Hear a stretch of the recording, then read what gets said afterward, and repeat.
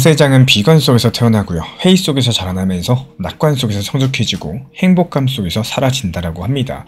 투자의 영웅 존 템플턴 경의 말인데요. 지금 시장 상황을 한번 보세요. 이 온통 비관과 공포뿐입니다. 하지만 역설적이게도 이런 것들은 거대한 강세장이 막 태어나고 있다. 가장 확실한 증거라는 건데요. 이 모두가 끝났다라고 말하는 지금 이 시점, 사실은 가장 거대한 기회가 숨쉬고 있는 순간임을 역사는 증명해주고 있습니다. 요즘 비트코인 시장의 움직임을 보고 있으면은 마치 소름이 돋을 정도로 익숙한 느낌이 듭니다. 마치 몇 년 전 이 전 세계를 혼란에 빠뜨렸던 코로나 팬데믹 당시의 시장 상황을 다시 보는 것 같다. 이런 분석이 나와주고 있고, 겉으로 봤을 때 조용하지만요, 이미 거대한 반격이 시작되고 있다는 조짐들이 포착이 되고 있습니다. 대체 현재 시장은 무슨 일이 벌어지고 있는 걸까요?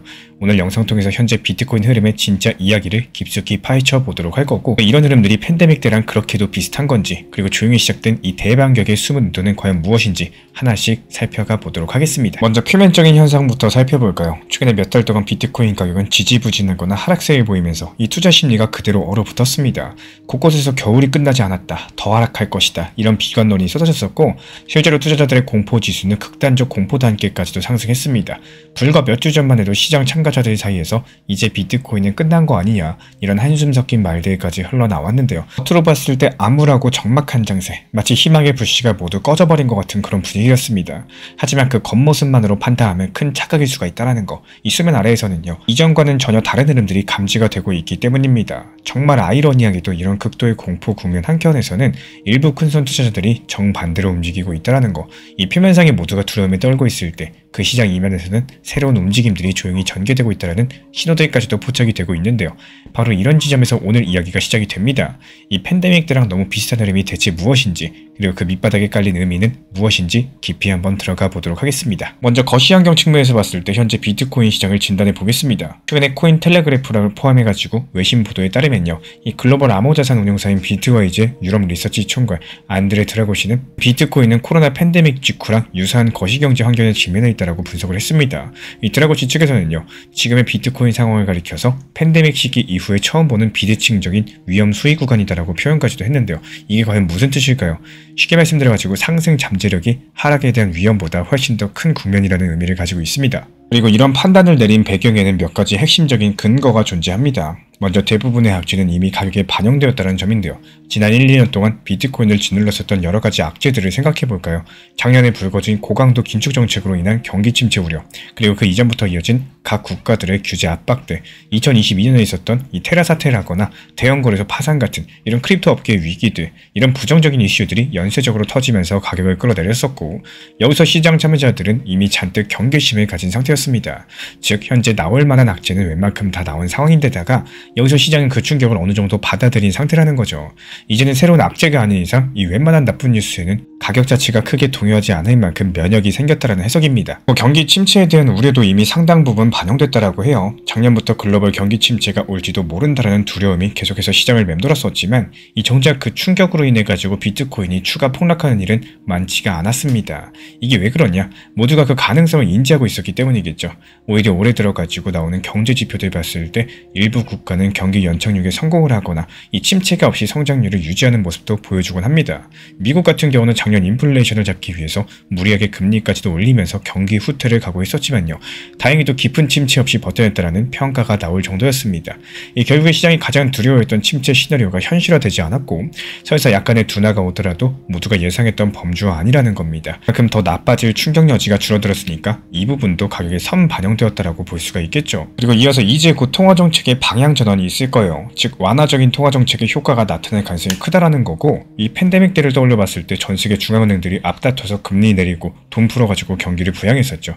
그 결과로서 자산시장에 유례없는 유동성 파티가 벌어지면서 비트코인을 비롯한 위험자산 가격이 폭발적으로 뛰었습니다.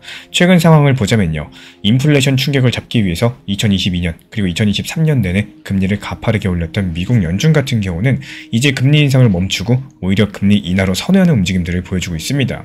실제로 2025년 들어가지고 미국 연준 측에서는요, 조금씩 기준금리 내리기 시작하면서 지금은 팬데믹 직후보다는 높지만요, 정점 대비했을 때 금리가 완화된 수준까지 내려온 상황입니다. 유럽 중앙은행 ECB 같은 경우도 역시 비슷한 스탠스를 취하고 있고요. 즉 전 세계적으로 봤을 때 긴축의 시대가 저물고 이 본격적인 통화 완화의 시대가 다시 열릴 조짐이 나타난다는 거예요. 그런데 이런 금리 정책의 효과는 시차를 두고 나타나기 마련입니다. 이 금리를 내리기 시작했다고 해서 바로 다음날 경기가 살아나고 투자 심리가 돌아오지는 않겠죠. 아직까지 본격적인 완화 효과가 시장에 반영되지 않았다는 것이 현재 드라고시의 지적입니다. 하지만 향후에 2026년까지 이런 금리 완화 기조가 이어지고 또 글로벌 성장세가 살아난다면은 이런 것들이 정확하게 코로나 이후에 시장이 반등했던 이런 환경들과도 유사한 모델을 만들어준다라는 거. 팬데믹 당시를 돌이켜보면요. 처음에 바이러스가 창궐했을 때 이 공포로 폭락했다가 막대한 부양책이 투입되면서 자산시장이 V자 반등을 넘어서 역사적인 상승 랠리로 이어진 바가 있었죠. 지금 비트와이즈 연구팀은 이번에도 역사적 패턴이 반복될 수 있다고 보는 겁니다. 현재 비트코인의 거시 환경이 이 팬데믹 직후랑 놀라울 만큼 닮아 있다는 건데요. 이미 악재가 웬만큼 전부 다 소진됐고 이제 호재가 될 만한 재료들, 통화 완화라거나 경주 회복 이런 것들이 서서히 다가오고 있습니다. 위험 대비했을 때 보상 비율이 투자자들한테 유리하게 기울고 있다는 뜻이겠죠. 만약에 이런 분석대로라면은 지금의 비트코인은 마치 스프링처럼 꽉 눌려있는 상태일 수가 있다는 거. 더 이상 아래로 눌러대는 손은 약해지면서 이 위로 튀어올 수 있는 탄성은 점점 더 커지는 이런 상황을 말씀드리는 겁니다. 물론 역사가 정확하게 반복되지 않는다. 하지만 종종 운율을 맞춘다라는 이런 유명한 격언처럼 2020년과 2025년 이런 상황들이 똑같을 수는 없겠습니다. 하지만 분명 닮아가는 부분이 많다는 것들은 부정하기가 어렵다는 거. 이런 거시적 분석으로 그림을 이해했으니까 이제 시장 내부의 움직임을 살펴볼까요? 이 겉으로 드러난 가격과 뉴스만 봤을 때 여전히 암울해 보일지 모르겠지만 데이터랑 투자자 행동 패턴을 들여다보면 흥미로운 변화들이 포착이 됩니다.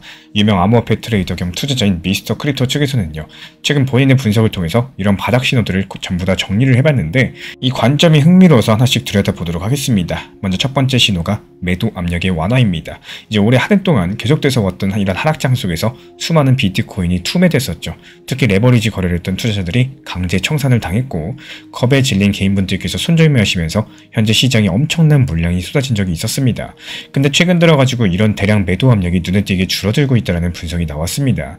주요 거래소들의 동향을 살펴보면요. 더 이상 과거처럼 큰 물량이 한꺼번에 던져지지 않고 또 오히려 매도 물량보다도 매수 대기 물량이 서서히 우위를 점하는 모습들이 관찰이 되고 있다는 거. 쉽게 말씀드려가지고 팔 사람들은 이미 다 팔았다라는 거고 언제나 그런 것처럼 이 폭락의 막바지에서는 던질 사람들은 전부 다 던지고 난 상태가 될 겁니다. 미스터 크립토는 바로 이런 부분에 주목을 했고요. 이 큰손 투자자들이 더 이상 보유 물량을 던지지 않는다라는 것은 최악의 구간이 거의 다 지나갔을 가능성을 시사하겠죠. 마치 폭풍 우가 최절정기에 달하고 나서 빗줄기가 잦아드는 이런 것과도 비슷한 이치를 가지고 있습니다. 이어서 소위 고래 투자자들이 오히려 롱 포지션, 즉 가격 상승에 베팅하는 포지션을 잡기 시작했다고 해요.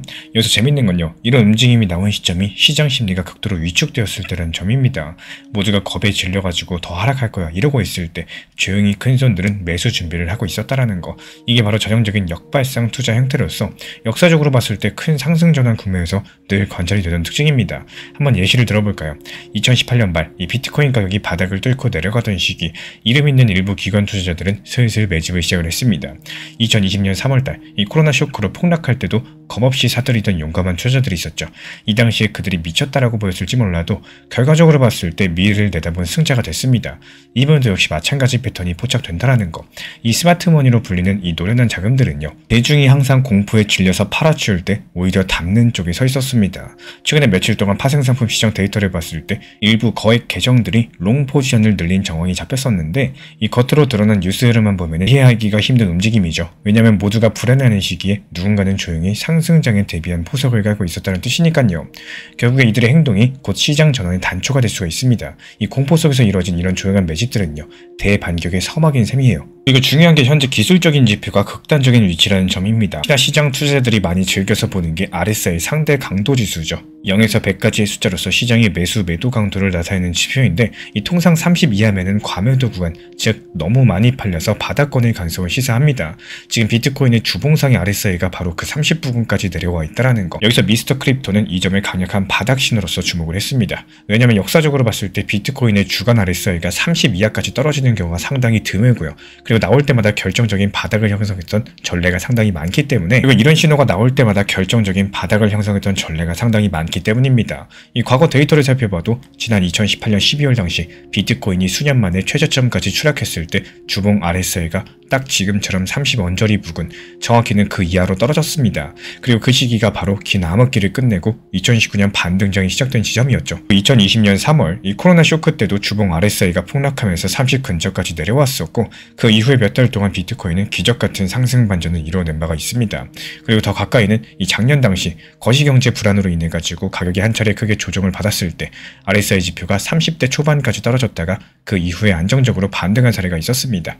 이렇게 RSI가 극단적인 과매도 구간에 진입했다는 건요, 그만큼 시장의 에너지가 바닥까지 소진되었다는 것들을 의미하고 있고, 여기서 남아있는 판매자는 적고 또 모두가 비관에 젖어 있을 때 오히려 매수 세력이 힘을 받기 시작하는 구간일 수가 있겠죠. 그래서 RSI 부근 30 근처에서는요, 이 대기 비트코인이 바닥을 다졌다, 이게 바로 미스터 크립토의 설명입니다. 지금이 딱 그 상황에 근접해 있으니까 기술적인 지표도 우리한테 거의 다 내려왔다, 곧 방향이 바뀔지 모르겠다, 이런 신호를 보내는 셈이겠죠. 그리고 여기서 짚고 넘어가실 게 있습니다. 지금 말씀드린 이 세 가지 신호, 매도 압력 감소라거나 고래들의 역발상 매수, RSI 과매도 같은 이 모두 과거의 주요 바닥 국면에서 공통적으로 나타났던 특징입니다. 그리고 재밌는 건요, 현재 동시에 포착이 되고 있는 게 이 한 가지 사례만 있으면 착각일 수 있겠지만 세 가지가 겹친다면 그 이야기가 달라지게 된다는 거. 현재 시장에서 흔히 세 가지 신호가 일치하면 확률이 높아진다는 말이 있죠. 이런 경우가 딱 그런 모습인데요. 요약드리자면 현재 투매가 끝나간다, 똑똑한 사람들은 현재 매수 중이다, 데이터상 바닥권이다, 이 3박자가 맞아떨어지고 있다는 겁니다. 그렇다면 이게 뜻하는 바가 무엇일까요? 이 바로 비트코인 시장이 서서히 방향 전환을 준비하고 있을 가능성입니다. 표면적으로 조용해 보이지만 내면에서는 상승으로 기세를 돌리려는 이런 힘이 차오르고 있다는 뜻인 거고, 겉으로 봤을 때 폭풍 전의 고요처럼 느껴져도 사실 알고 보면 물밑에서 이미 조용한 반격이 시작됐다라고 볼 수가 있다는 거죠. 이런 시점에서 사람들이 흔히 놓치는 시장의 메커니즘에 대해서 말씀드려 볼까 합니다. 많은 분들이 뉴스 헤드라인이나 가격 등락만 보면서 그냥 감정적으로 대응하기가 쉬운데요. 하지만 시장의 흐름에는 늘 구조적인 단계라는 게 있다는 거. 지금 우리가 마주한 상황을 이해하고자 하신다면 바닥 형성에서 반전, 또 상승으로 이어지는 이런 흐름들의 각 단계를 짚어보실 필요가 있습니다. 가장 먼저 1단계가 이 투매랑 공포의 극단적인 단계예요. 2단계에서는 악재가 쏟아지고 가격이 급락하면서 시장 투자자들이 공포에 질려가지고 손절매를 합니다. 바로 얼마 전까지 우리가 봐온 장면이죠. 가격이 속절없이 무너지면서 패닉에 빠진 분들께서 더 버티다가 큰일 나겠다, 이러면서 앞다퉈가지고 시장에 매물을 던지셨습니다. 이 차트상의 큰 폭의 붉은 음복이 연달아서 나왔었고, 거래량이 폭증하면서 인터넷 커뮤니티에서는 비관적인 전망이 가득했습니다. 이때 정말 끝장인 것처럼 느껴졌었죠. 실제로 단기 투기 자금들은요, 이런 단계에서 거의 다 시장을 떠나십니다. 그리고 이어서 그 다음이 바닥 형성이랑 스마트머니의 등장 단계입니다. 이 투매 폭풍이 지나가면 어느 순간부터 더 이상 매도할 사람이 없는 정치 구간이 찾아오는데요. 가격들은 더 이상 떨어지지 않고 아래쪽으로 단단한 지지대를 만난 것처럼 이 보합 움직임을 보여주는데, 겉으로 재미가 없고 희망도 안 보이는 구간이라서 대부분의 분들께서 이때 시장에 관심을 끊어버리십니다. 하지만 오히려 이때를 노리는 사람들이 있다라는 거, 바로 스마트머니입니다. 앞서 말씀드린 대로 이 정도면 많이 싸졌다라고 판단되면 서서히 매집을 시작을 하는데요. 물론 티가 나지 않게 정말 조용히 매수를 하죠. 이 거래량은 평소보다 줄어드는데 매도세도 줄었지만 매수세 역시 아직 소수에 불과하기 때문입니다. 바로 이런 2단계에서는 조용한 반격이 시작되는 지점입니다. 일반 투자자분들께서 눈치채지 못하시지만요, 이 차트를 장기간 유심히 보는 분들이라면 바닥을 다지는 모습과 미묘한 매수 흔적을 발견할 수가 있습니다. 이런 단계가 길게 이어질 수가 있는 거고, 또 짧을 수도 있겠지만 과거의 비트코인 사이클에서는 이런 축적기가 상당히 중요한 의미를 가졌습니다. 왜냐면 그 이후에 다가올 상승장의 탄약이 이때 준비가 되기 때문이죠. 그리고 나서 바닥을 다지고 서서히 가격이 오르기 시작하면 처음에 대부분의 분들께서 믿지 않으십니다. 그래서 흔히 의심의 벽을 타고 오른다라는 표현을 쓰는데, 가격이 조용히 상승 국면으로 접어들어도 시장 심리는 여전히 곧 다시 떨어질 거야, 속지마, 이런 의구심으로 가득하게 된다라는 거. 실제로 비트코인이 바닥을 짚고 첫 번째로 20에서 30% 정도 회복할 때, 이때 뉴스 헤드라인을 보시면요, 이 데드캣 바운스라는 부정적인 용어가 따라붙곤 합니다. 왜냐면 그만큼 대중들은 아직 상승을 신뢰하지 못한다라는 거겠죠. 하지만 가격은 조금씩 높아지고 또 저점은 점점 높아지는 추세로서 본격적으로 전환이 될 거고요. 2단계에서 앞서 매집한 스마트머니는 일단 성공적으로 저점 매수에 성공한 상태가 될 거고, 한편 늦게 눈치를 챈 일부 선구안 있는 투자자분들은 늦게나마 합류하기 시작하는 것도 바로 이런 시점입니다. 이어서 추세 전환 확인이랑 본격적인 상승 단계가 이어지게 될 겁니다. 이제 가격이 눈에 띄게 상승하고 직전 고점들을 돌파하기 시작하면요, 그 시장 분위기가 확연하게 바뀐다라는 거, 정말 바닥이었나 보다, 이런 인정이 나오고, 또 비관론자들도 슬슬 입장을 바꾸기 시작을 하세요. 이 주요 기술적인 지표들은 호전되고요, 언론의 논조도 비트코인 회복세 같은 것들로 긍정적으로 돌아서게 됩니다. 이쯤 되면 그동안 기다리던 큰 자본들 본격적으로 움직이기 시작을 하겠죠. 앞서 언급드린 ETF를 통한 이런 기관 자금 유입도 이 단계에서 가속화가 될 수가 있다는 거고, 이미 승기를 잡았다라고 느낀 기관 투자자들이 포트폴리오의 비트코인 비중을 늘리는 이런 결정을 내릴 수도 있는 거고, 보수적이던 개인 투자자들도 이제 믿어도 되겠다라고 이러면서 하나둘 재진입을 합니다. 이 상승 추세가 자기 강화를 일으키면서 거래량도 크게 늘고 시장 전체에 활기가 돌겠죠. 그리고 이어서 과열과 새로운 정점 단계입니다. 이게 아직까지 한참 뒤의 이야기지만 사이클을 마무리 지으려면 언급을 드려야겠죠. 이 장기간의 상승 끝에 시장은 다시 뜨겁게 과열될 겁니다. 모두가 장밋빛 전망을 확신하고요, 비트코인은 무조건 오른다라는 식의 이런 낙관론이 지배를 하겠죠. 2021년 말이라거나 2017년 말에 비트코인 광풍 때가 그랬습니다. 온갖 신규 자금들이 뛰어들고 이 포모에 휩싸인 개인들이 대거 유입이 됩니다. 여기서 아이러니하게도 이 시점이 다시 위험의 싹이 옮겨는 순간인데요. 탐욕이 극에 달하면 다음 사이클의 하락을 부르는 법이기 때문에 이 5단계가 아직까지 우리가 걱정할 만한 부분은 아니지만요, 현재는 오히려 그 정반대편에 위치한 이 탐욕이 아닌 두려움이 지배하는 시기니까요. 지금 비트코인 시장은 이런 5단계 사이클 중에서 1단계를 지나서 이제 겨우 2단계 쪽으로 넘어가고 있는 것으로 보여요. 이 투매가 막바지에 이르렀고요, 스마트머니의 조용한 반격은 시작이 됐습니다. 가격 차트의 움직임도 또 최근 들어서 큰 폭의 추가 하락 없이 일정 범위에서 안정되는 모습들을 보이고 있죠. 말 그대로 저점이 점점 높아지는 바닥 따지기 패턴이 나타나고 있다는 거, 이게 바로 우리한테 시장의 체력이 회복되고 있다는 신호를 보여줍니다. 물론 이런 단계 전환이 현미경으로 보는 이런 뚜렷이 보이지는 않지만요, 며칠 새에 급반등이 일어나는 것도 아니기 때문에 체감하기 어려울 수 있겠습니다. 하지만 눈에 보이지 않는 조류는 이미 바뀌고 있는지 모르겠습니다.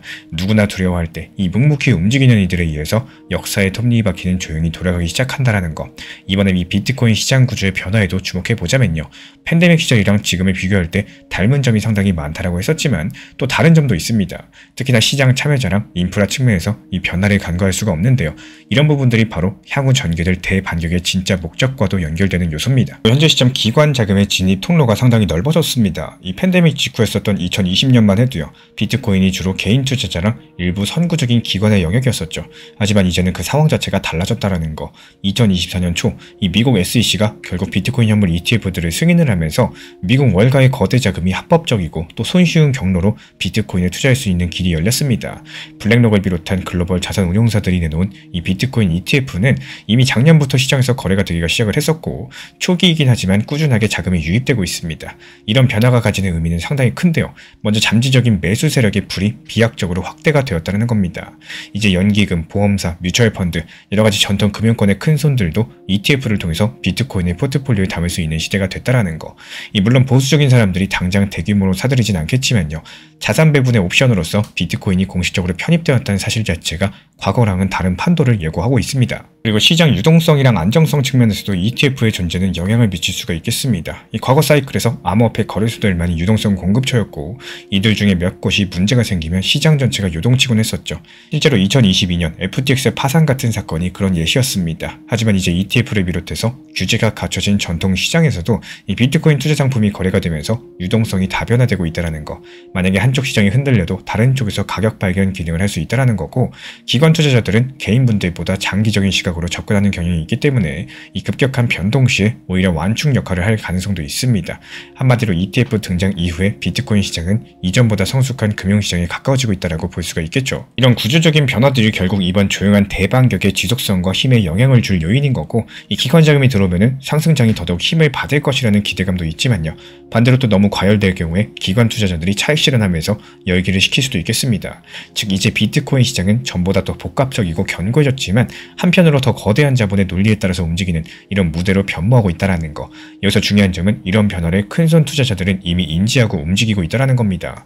ETF 승인이라는 재료가 나오기 전부터 그들은 물밑에서 준비를 해왔었고, 막상 ETF가 현실화된 지금 시점, 이 진짜 게임은 이제부터 시작이라는 것들을 알고 있습니다. 현재의 조용한 매집들이 어쩌면 다가올 이 거대한 기관 머니 플로우의 전초전일지 모르겠죠. 또 하나 짚어 짚어보실 부분은 이 비트코인 네트워크 자체의 사이클 요인, 즉 반감기입니다. 이 비트코인은 약 4년마다 채굴 보상이 절반으로 줄어드는 반감기 이벤트가 있는데요. 2024년 초 바로 그 반감기가 있었고 현재는 그로부터 약 1년 반 정도 지난 시점입니다. 이 과거를 돌아보면요. 반감기 이후에 1년에서 2년 사이에 강력한 불마켓이 펼쳐졌던 패턴이 반복이 됐었는데 2012년 그리고 2016년, 2020년 이 세 번의 반감기 이후에 모두 다 비트코인의 엄청난 상승 랠리를 경험을 했습니다. 이번 2024년 반감기 이후에는 상대적으로 조용한 편이었었지만요. 사실 전례를 보면은 이 반감기 직후보다는 1년에서 1년 반 뒤 그때부터 본격적인 효과가 나타나고 했다라는 거. 이 반감기가 새로운 비트코인 공급 감소를 가져오기 때문에 수요가 동일하거나 증가한다면은 이 가격 상승 압력이 커질 수밖에 없겠습니다. 다만 올해는 거시경제 요인이 워낙에 강하게 작용을 해서 그 효과가 가려졌다라고 볼 수가 있겠습니다. 그런데 앞서 언급드린 대로 거시 환경이 이제 개선될 가능성이 커지고 있으니까요. 이 반감기 효과랑 거시 완화 효과가 겹쳐질 시점이 점점 가까워지고 있는 셈이겠습니다. 내부적인 공급 축소 요인이랑 외부적인 수요 증가 요인이 만나는 지점이 바로 2025년에서 2026년일 수가 있다는 거죠. 이게 바로 스마트머니가 간과하지 않는 부분인 거고 지금 조용히 포지션을 잡는 이유 중에 하나도 이런 시간표까지 내다보고 지금이 매수 적기라고 판단했을 가능성이 상당히 큽니다. 그렇다면 앞으로 전개될 상황에 대해서 몇 가지 가능한 시나리오를 그려볼 수가 있겠죠. 이 투자라는 게 결국에 미래에 무슨 일이 일어날지에 대한 가설을 세우고 또 대비하는 과정이니까요. 물론 정확한 예측은 불가능하지만 이 시나리오를 살펴보자면은 꿈같은 불장 시나리오가 먼저입니다. 이런 경우에 전세계 거시 환경이 비트코인이 상당히 우호적으로 돌아서게 될 거고 물가가 안정되고 경제는 성장세를 찾아서 이 주요국 중앙은행들이 예상보다 과감하게 돈줄을 풀기 시작을 할 거예요. 2008년 금융위기 직후라거나 2020년 팬데믹 때처럼 이 시장의 유동성이 되고 공급되는 상황들이 연출이 될 겁니다. 그리고 그와 동시에 암호화폐 규제 환경도 극적으로 개선이 될 거예요. 미국에서 명확한 가이드라인이 나와서 이 대기업들이랑 기관들이 안심하고 비트코인에 뛰어들고 각 국가의 정부도 블록체인 산업을 미래의 성장 동력으로 인정하면서 친화적인 스탠스로 돌아서는 상상을 해봅시다. 거기에 기술적인 혁신이나 대중적인 수요 측면에서 큰 호재까지도 겹친다? 그렇다면 이런 모든 호재가 동시에 터져준다면 비트코인은 그야말로 폭발적인 상승을 보일 수가 있겠습니다. 이 지금 팬데믹 때랑 비슷한 환경이라고 했었는데 어쩌면 그 이상의 가능성도 있다라는 거. 당시에 비트코인은 약 1만 달러 부근에서 시작해서 불과 1년 반 만에 6배에서 7배 오르면서 6만 달러를 넘겼었죠. 이번에 최상의 조건이 갖춰지면 그 정도 상승률도 꿈은 아니라고 일부 강세론자들은 말을 합니다. 예를 들어서 2025년 말이나 2026년 중에 이전 고점을 가볍게 돌파하면서 2026년 말이나 2027년 초에 이 비트코인 10만 달러 시대를 넘어서 그 이상 새로운 역사적인 정점을 찍는 시나리오인데요. 가격 수치로 봤을 때 말 그대로 사상 최고치 갱신이죠. 일부 낙관론자들 같은 경우는 6자리 수 달러도 충분히 가능하다라고 보지만요. 그 숫자는 예측일 뿐 여기서 중요한 건 추세의 강도입니다. 이 시나리오에서 추세가 너무 급격해져서 이 중간중간 큰 조정도 겪었겠지만 결국 초강세 사이클로 귀결이 될 거라는 거. 그리고 이런 초강세장에서는 이 시장 참여자들의 행동이 극단으로 치닫게 될 겁니다. 앞 단계에서 조심스럽게 들어오던 이 개인분들께서 이제 대거 몰려들 거고 주식이나 부동산 등에 있었던 자금들도 이번에 다르다라는 생각 아래 암호화폐를 쏠리는 현상이 생길 수 있겠습니다. 언론은 매일매일 비트코인 소식을 톱뉴스로 다룰 거고요. 친숙하지 않던 사람들도 너나 없이 이야기를 꺼내는 이런 모습들이 재현되겠죠. 물론 그 끝에서는 또 거품 논란이랑 함께 다음 조정이 찾아오겠지만 지금 시점부터 그 정점까지 엄청난 상승폭이 열려있다는 거예요. 그렇다면 지금 이 순간 우리의 포지션은 과연 어떻게 해야 될까요? 지금 투자 조언을 드릴 수는 없겠지만 인사이트 차원에서 시장 심리를 짚어보겠습니다. 현재 시장 심리는 극단적인 공포 상태였고요. 이제 막 거기서 한 발짝 벗어나려는 찰나입니다. 이런 국면에서 보통 개미 투자자들이 패닉에 가깝고요. 고래 투자자들은 차분해집니다. 이 군중 심리라는 게 늘 그래요. 모두가 두려워할 때 혼자 욕심을 내는 건 쉽지가 않죠. 하지만 역대로 봤을 때 남들이 두려워할 때 탐욕을 내고 남들이 탐욕에 빠질 때 두려워하라 이런 격언이 통하곤 했습니다. 지금이 딱 그 전자에 해당하는 시기일 수가 있다는 거. 물론 무작정 믿고 뛰어드셔라 이야기 드리는 게 아니에요. 다만 이런 두려움 그 자체를 경계하셔야 된다는 거. 공포에 사로잡히면 합리적인 판단이 어려워질 거고 오히려 팔지 말아야 될 때 팔고 또 사지 말아야 될 때 사는 이런 실수를 저지르기가 쉬우실 거예요. 지금 우리는 이런 데이터랑 팩트로서 시장을 살펴봤습니다. 악재는 소진되고 거시 환경은 개선적으로 기우는 중이고요. 기술적인 심리적 지표들은 바닥 신호를 보낸다. 이것이 바로 팩트입니다. 그럼에도 주변 분위기에 휩쓸려서 아니겠지 설마 이러고 등을 돌리신다면은 나중에 뒤돌아봤을 때 이 순간이 기회였음을 깨닫고 후회할 수가 있겠죠. 이번 조용한 반격의 진짜 목적에 대해서 마무리해보자면은 이 겉보기에 미약해 보이는 움직임이지만 사실 다음 사이클을 준비하는 거대한 세력들의 포석일 가능성이 높다라는 거. 비트코인 역사에서 큰 손들은 언제나 남들이 공포에 질려했을 때 미래를 준비했습니다. 그 결과가 어떠했던지는 이미 여러 번 증명이 됐었죠. 팬데믹 때를 떠올려보면요. 모두가 세상이 무너지는 것 같던 순간에 미래를 내다보고 매수한 사람들은 불과 1, 2년 만에 엄청난 부를 거머쥐었습니다.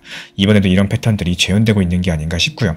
조용히 시작된 이 대반격의 진짜 목적은 결국 다음번 거대한 상승 사이클에서 주도권을 잡기 위해서일 겁니다. 이 고래들은 이미 움직임을 시작했고 거시적인 환경도 이미 힘을 실어주고 있어요. 이제 서서히 시장 전체가 이런 것들 눈치채면서 또 따라오는 국면으로 전환이 될 겁니다. 하지만 마지막으로 한 가지 명심해야 될 점은 역사는 반복되지 않지만 운율은 맞춘다라는 말처럼 이번 사이클이 반드시 지난번과 동일하게 전개된다는 보장은 없습니다. 하지만 너무 많은 부분이 비슷하게 흘러가고 있는 지금 이 순간 이런 것들을 무시하는 것도 위험하지 않을까요? 이런 흐름들이 너무 비슷하다고 느껴지는 데에는 다 이유가 있습니다. 이 시장을 움직이는 근본 동력과 인간의 투자 심리, 경제의 순환이 본질적으로 같기 때문인데요. 지금 우리가 눈앞에서 펼쳐지는 일이 바로 그런 증거겠죠. 공포랑 침체 속에서 조용히 움트는 희망의 움직임들, 이거야말로 과거에도 그려왔던 것처럼 미래의 거대한 반전을 예고하는 신호일지 모르겠습니다. 현재 비트코인 시장 흐름은 팬데믹 직후의 반등장을 앞둔 그때와 놀랍도록 유사합니다. 그리고 조용히 시작된 대반격의 정체는 바로 다음 상승 사이클을 준비하는 움직임이었는데요. 이 겉으로 미약해 보여도 속은 단단하게 다져지고 있었던 거죠. 이제 앞으로 시간이 지나면은 이런 조용한 반격이 얼마나 거대한 결과를 낳을지 확인하게 될 거예요. 이 지금까지의 분석을 통해서 드러난 진짜 목적은요.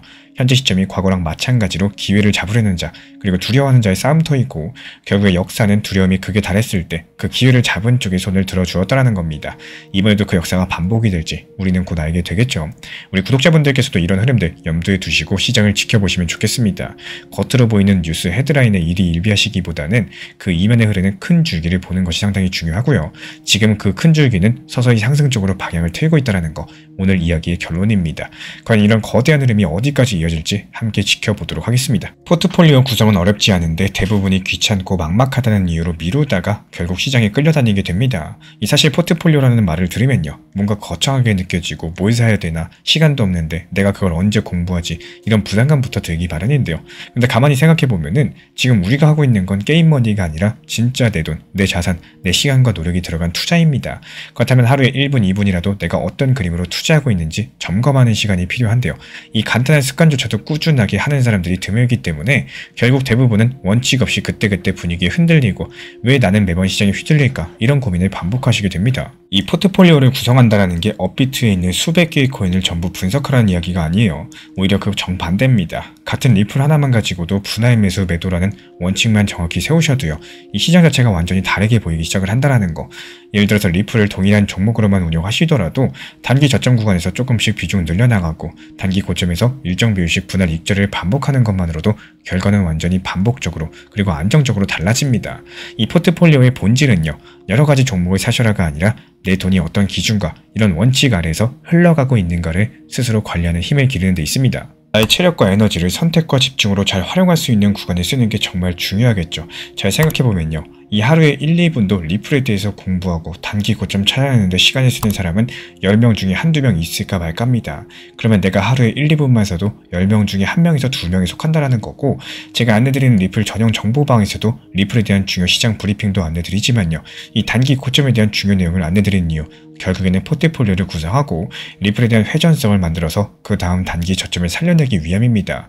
결국에 투자 시장에서 편안함과 안정감은 운이 아니라 준비된 루틴과 꾸준한 원칙에서 나오는 거고, 이런 시작은 거창한 공부가 아니라요.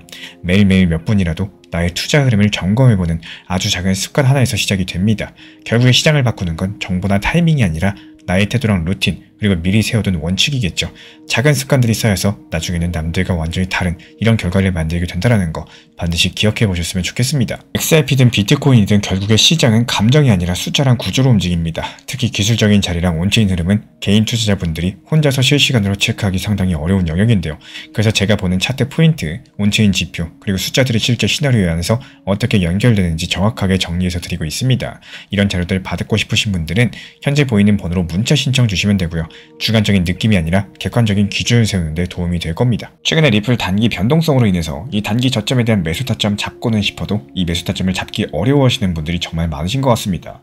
이미 제가 안내드렸던 리플 전용방에서 설명드렸던 중요 내용이지만요. 핵심 내용 6가지로 노하우 압축해서 한번 설명드려 보려고 합니다. 유튜브에서도 업로드 드리면서 짧게 설명드린 내용이지만요. 조금 더 쉽게 설명드리기 위해서 정보방에서 안내드린 내용으로 설명드려 보도록 하겠습니다. 우리 코인 신사 채널 5강 영상이에요. 리플 바닥 신호 잡기 이용함으로써 조금 더 쉽게 단기 저점 찾아내는 방법이고요. 리플 XRP에 대한 이 단기 고점에 대한 매도 중요하겠지만요. 지금 같은 시장에서는 이런 단기 저점들을 얼마나 잘 찾아내고 여기에 대해서 원칙 매매를 활용할 수 있는지가 정말 중요한 타이밍입니다. 예를 들어가지고 강력하게 폭락하는 공포 구간에서의 바닥 신호라거나 이에 따른 거래량 움직임이 어떻게 됐을 때 바닥인지, 그리고 지지 구간 잡는 방법이라든지 각종 보조 지표를 활용해가지고 하락 음봉 패턴에 대해서 분석 도움 드리고 있고요. 여러가지 다양한 방법으로서 6가지 내용 중에 앞부분만 짧게 설명을 드려봤습니다. 이 시간 관계상 전체적으로 설명드릴 수가 없기 때문에 필요로 하시는 분들께서는 리플 전용 정보방 신청 주시면 참고해 보셔도 좋으실 것 같습니다. 단순하게 고점에서 매도에 대한 욕심만 생각하시다 보면은 결국에 단기 저점이라는 이런 중요 타점을 놓치게 되는 경우가 상당히 많습니다.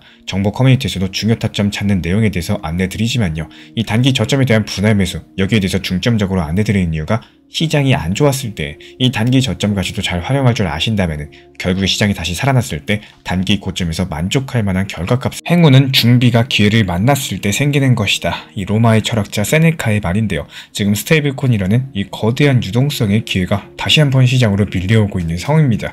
하지만 이런 물결이 아무에게나 불을 안겨주진 않아요. 소송의 족쇄를 풀고 이 글로벌 결제망과 ETF로 무장한 XRP처럼 철저하게 준비된 이런 리플 같은 자산만이 그 파도를 탈 수가 있다는 것. 이런 기회의 파도 앞에서 우리 구독자분들은 XRP라는 준비된 자산에 올라탈 준비가 되셨나요? 지금 이 시점 스테이블 코인이 폭증을 하고 있습니다. 이 전 세계에 다시 돈의 물결이 넘쳐나고 있다는 거고, 미국 같은 경우는 기준금리 인하 기대감이 커지고 이 중국은 1조 4천억 달러 규모의 부양책을 승인했습니다. 일본도 역시 1,100억 달러 규모의 재정 투입까지도 준비 중에 있는데요. 유럽과 캐나다도 유동성 공급에 동참하면서 현재 돈 풀기 행렬에 가세를 했습니다. 그 결과로서 현재 글로벌 시중 자금은 사상 처음으로 137조 달러를 돌파를 하면서 역대 최고 유동성 환경이 이미 조성이 되고 있다는 거예요. 이 투자 시장에서는 훈풍이 불면서 비트코인 기준으로 봤을 때 2025년 올해 이번 달 같은 경우는 비트코인이 강력한 낙폭을 기록하긴 했었지만 올해 전반적인 상황만 놓고 봤을 때 비트코인 기준 12만 5천 달러서까지 넘어선 바가 있었죠. 그런데 여기서 중요한 건요. 이번 사이클에서 한 가지 또 다른 색다른 조짐들이 나타나고 있다는 거. 겉보기에는 2025년 비트코인이 마치 주인공인 것처럼 보이더라도 진짜 판을 흔들고 있는 주역은 따로 있다는 신호가 감지되고 있습니다. 바로 현재 시점 이 스테이블 코인 폭증 뒤에 숨겨져 있는 리플 XRP의 대반격인데요. 표면적으로 봤을 때 사람들은 흔히 돈을 풀면 위험자산이 오른다라고들 말씀하십니다. 실제로 2022년 표면적으로 많은 분들께서 흔히 돈을 풀면 위험자산이 오른다라고 말씀하시죠. 실제로 지난 2020년 이 팬데믹 당시에 각 국가에서 천문학적인 유동성을 쏟아부었었고 비트코인은 사상 유례없는 강세장을 맞이했습니다. 이 중앙은행의 돈출 확대로 인해 가지고 전세계 자산 가격이 들썩였고요. 암호화폐도 그 예외가 아니었었죠. 올해에도 상황은 비슷해 보입니다. 미국 연준의 긴축이 마무리 수순에 접어들고 금리 인하 전망이 나오면서 시중 자금들은 다시 풍부해졌습니다. 중국의 경기 부양책, 일본의 통화 완화까지도 겹치면서 이 정도 환경이면은 이 비트코인이 오르지 않을 수가 없다라는 낙관론이 퍼졌습니다. 겉으로 드러난 숫자들도 이런 것들을 뒷받침해주고 있어요. 글로벌 M2 증가율은요 다시 한번 상승세로 돌아섰고 각국의 중앙은행들 이 최근에 2년 동안 무려 320차례가 넘는 금리 인하를 단행했습니다. 유동성 지표만 봤을 때 암호화폐 시장에 축포를 쏴도 전혀 이상하지가 않을 분위기처럼 보입니다. 하지만 그 이야기는 여기서 끝나지가 않았다라는 거고, 이 표면적인 유동성 지표 이면에는 이 시장의 진짜 심장박동을 보여주는 지표가 따로 있기 때문이에요. 많은 투자자분들께서 착각하시는 포인트가 하나 있습니다. 바로 글로벌 M2랑 비트코인의 관계도인데요. 이 지난 강세장에서 M2 급등과 비트코인 급등이 나란히 일어났던 건 사실이에요. 하지만 이 통계를 자세히 들여다보시면요. 지난 5년 동안 비트코인 가격과 전세계 M2 증가율의 상관관계는 고작 0.5 남짓에 불과했습니다. 절반은 맞고 절반은 틀렸다는 뜻이겠죠. 실제로 2022년 그리고 2023년까지 긴축기에서는요. M2가 정체되거나 떨어졌었는데 이 비트코인은 오히려 독자적으로 움직이면서 예상 밖의 반등을 연출을 했습니다. 즉 현재 시중의 통화량 지표는요. 이 거시적인 큰 배경을 설명해 줄 뿐이지 실시간의 시장의 맥을 짚기는 어렵다라는 교훈을 남긴 바가 있었고, 수많은 투자자분들께서 흔히 연준만 믿고 가자 이렇게 말씀하시지만요. 정작 암호화폐 시장의 세부적인 흐름은 이 거시 지표 하나로 재단하기에는 상당히 복잡하고 또 독립적인 구석이 존재한다는 겁니다.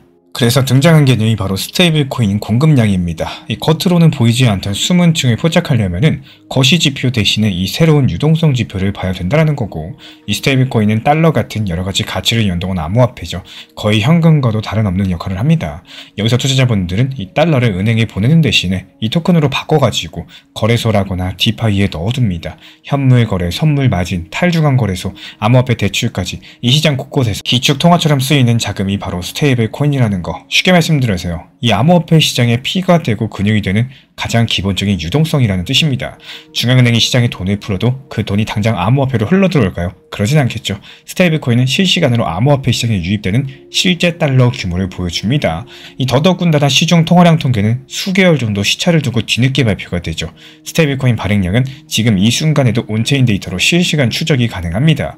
암호화폐 투자자들이 이 M2 통화량 대신 스테이블 코인을 주목하기 시작한 가장 근본적인 이유라는 거예요. 그리고 2025년 현재 시점, 이 지표에 상당히 중대한 변화가 나타났다는 거. 이 데이터 업체 크립토컨트에 따르면요, 이더리움 기반의 스테이블 코인들의 총 공급량이 1,600억 달러, 하나로 213조 원을 넘어섰습니다. 직전 최고치였던 2021년 말 수준을 돌파한 사상 최대 기록인데요. 여기서 눈여겨보셔야 되는 거는 이런 증가 속도가 상당히 완만하고 그리고 꾸준했다라는 겁니다. 예를 들어가지고 비트코인 가격은 지난 두세 달 사이에 8만 달러대에서 12만 달러대까지 급등을 했다가 다시 한번 또 8만 달러대로 급락하는 여러가지 롤러코스터를 탔었는데, 반면에 같은 기간 이 스테이블코인 공급은 급락이 없이 완만한 우상향 곡선을 그렸습니다. 마치 시장에 들어온 자금들이 조용히 저수지에 차곡차곡 모이고 있는 그림이죠. 바로 이런 부분에서 시장의 진짜 체력을 읽을 수가 있다는 거. 이 스테이블 코인 풀이 점점 커지고 있다는 건요, 암호화폐 생태계로 흘러들어온 실탄이 계속 쌓이고 있다는 뜻이기 때문이겠죠. 이 역사를 돌이켜봤을 때 스테이블 코인 공급량은 주요 사이클에서 일관되게 선행지표 역할을 해왔습니다. 2020년에서 2021년 이 강세장 때는 테더랑 서클 같은 스테이블 코인들이 폭발적으로 발행됐고요. 시장에 달러 유입이 급증했었고, 그 이듬해는 비트코인과 이더리움이 연달아 사상 최고가를 찍은 바가 있습니다. 그러다가 2022년 들어가지고 스테이블 코인 총액이 정체가 되기 시작을 하면서요, 암호화폐 시장도 힘을 잃고 긴 겨울에 접어들었다는 거. 특히나 2022년 5월 테라 루나 사태로 인해서 알고리즘 스테이블코인 USD까지도 붕괴하게 되면서 한때 3위 규모였던 스테이블코인 발행량이 증발을 해버렸고요. 그리고 그해 하반기에 FTX 파산까지 겹치면서 투자 심리가 완전히 얼어붙기도 했었죠. 스테이블코인 풀이 쪼그라들면서 시장의 유동성 맥박도 급격하게 약해졌던 겁니다. 하지만 2023년 말부터 미국 연준의 태도가 누그러졌고, 이 각 국가에서 경기 부양으로 선회를 하면서 정체됐던 스테이블코인 공급도 다시 증가 추세로 돌아섰어요. 결정적으로 봤을 때 2024년부터 2025년 현재까지의 회복장에서 이런 지표들은 더더욱더 두드러졌습니다. 올해 들어가지고 비트코인이 8만 달러 선에서 12만 달러를 넘어서기까지 이 매수 화력의 배경에는 늘 스테이블코인 발행 증가가 있었고, 크립토컨트 보고서에 따르면요, 2024년에서 2025년의 시장 반등 국면에서 이 스테이블코인 증가 추이에서 비트코인 상승 패턴이 다시 한번 확인되었다라고 지적을 남기고 있습니다. 다시 말씀드리자면은 이 스테이블코인이 증가했다라는 거는 새로운 달러 자금이 암호화폐 생태계로 돌아왔다라는 뜻이겠죠. 이게 바로 머지않아서 매수세로 전환될 가능성을 시사한다라는 겁니다. 반대로 스테이블코인의 총량이 어느 순간 정체가 되거나 감소하게 된다면은 그때는 시장 모멘텀이 식고 있다는 경고 등으로도 볼 수가 있겠습니다. 물론 여기서 주의하실 점도 존재해요. 스테이블코인 공급이 늘었다라고 해서 즉각적이고 자동으로 비트코인 가격이 오르는 건 아니겠죠. 일종의 장전된 탄약이 늘었다라는 의미이기 때문에 방아쇠를 당겼는지는 별개이기 때문입니다. 실제로 2025년 10월 말 비트코인이 12만 달러 고점 찍은 다음에 6주 동안 4만 달러 가까이 급락하는 동안에도 스테이블코인 총량은 크게 줄지가 않았어요. 이런 것들이 시장에 남아있는 달러 자금들이 여전히 충분했었지만요, 여기서 투자자들이 그 돈을 당장 매수에 쓰지 않고 관망했다는 뜻입니다. 한때 단기 차익 실현과 거시 불확실성으로 잠깐 숨고르게 들어갔던 시기였죠. 여러가지 온체인 지표들도 11월 한때 과열 조정 국면이 있었다라고 경고했습니다. 즉 스테이블코인 증가는 이 강력한 연료인 건 맞아요. 하지만 그 연료를 태우는 불씨는 결국에 투자 심리랑 매크로 환경에 달려있다는 거, 이 점을 반드시 유념해 주시기 바라고, 그래서 정확한 해석을 위해서는 이 스테이블코인 발행량과 함께 거래소 유입량, 호가창 동향, 그리고 투자 심리 지수까지도 이 종합적으로 살펴보는 것들이 반드시 중요합니다. 다행히 11월 말로 접어들면서 비트코인이 8만 달러대에서 다시 9만 달러 선으로 반등에 성공을 하면서 시장이 다시 온기를 되찾는 모습들을 보여주고 있습니다. 이 스테이블코인이라는 마중물이 서서히 효과를 발휘하기 시작을 한 걸까요? 이제부터 시장의 관심은 이런 건조한 화약고에 불이 당겨져서 그 다음 상승 랠리로 이어질지 여기에 쏠려 있는 상황이고, 그렇다면 이런 모든 흐름의 최종 우승자는 과연 누가 될까요? 많은 분들께서 자연스럽게 비트코인을 떠올려 주시지만 이 시장 내부에서는 상당히 조용한 변화가 일어나고 있다는 거. 알트코인 시프트, 그 중에서도 XRP의 시선이 집중되고 있는 거겠죠. 여기에는 분명한 이유랑 그 맥락이 또 존재하고 있습니다. 먼저 XRP를 발행하는 리플사를 둘러싼 암문이 거쳤다는 점인데요. 2020년 말부터 시작된 이 미국 증권거래위원회 SEC랑 법적 분쟁들이 무려 4년을 끌면서 XRP의 발목을 잡은 바가 있었죠. 그 소송이 올해 마침내 일단락되면서 XRP의 신분상 불확실성이 크게 해소가 됐습니다. 이 리플 측에서 약 1억 달러 규모의 합의금을 지불하면서 증권이 아니다라는 입장을 사실상 인정받았다는 평가가 나오고, 어쨌든지 이 소송 종결로 인해서 한때 XRP를 상장 폐지했던 미국 주요 거래소들이 다시 XRP를 당당히 재상장했고요. 규제를 이유로서 투자에 망설이던 기관들도 마음을 열 수 있는 토대가 마련이 됐습니다.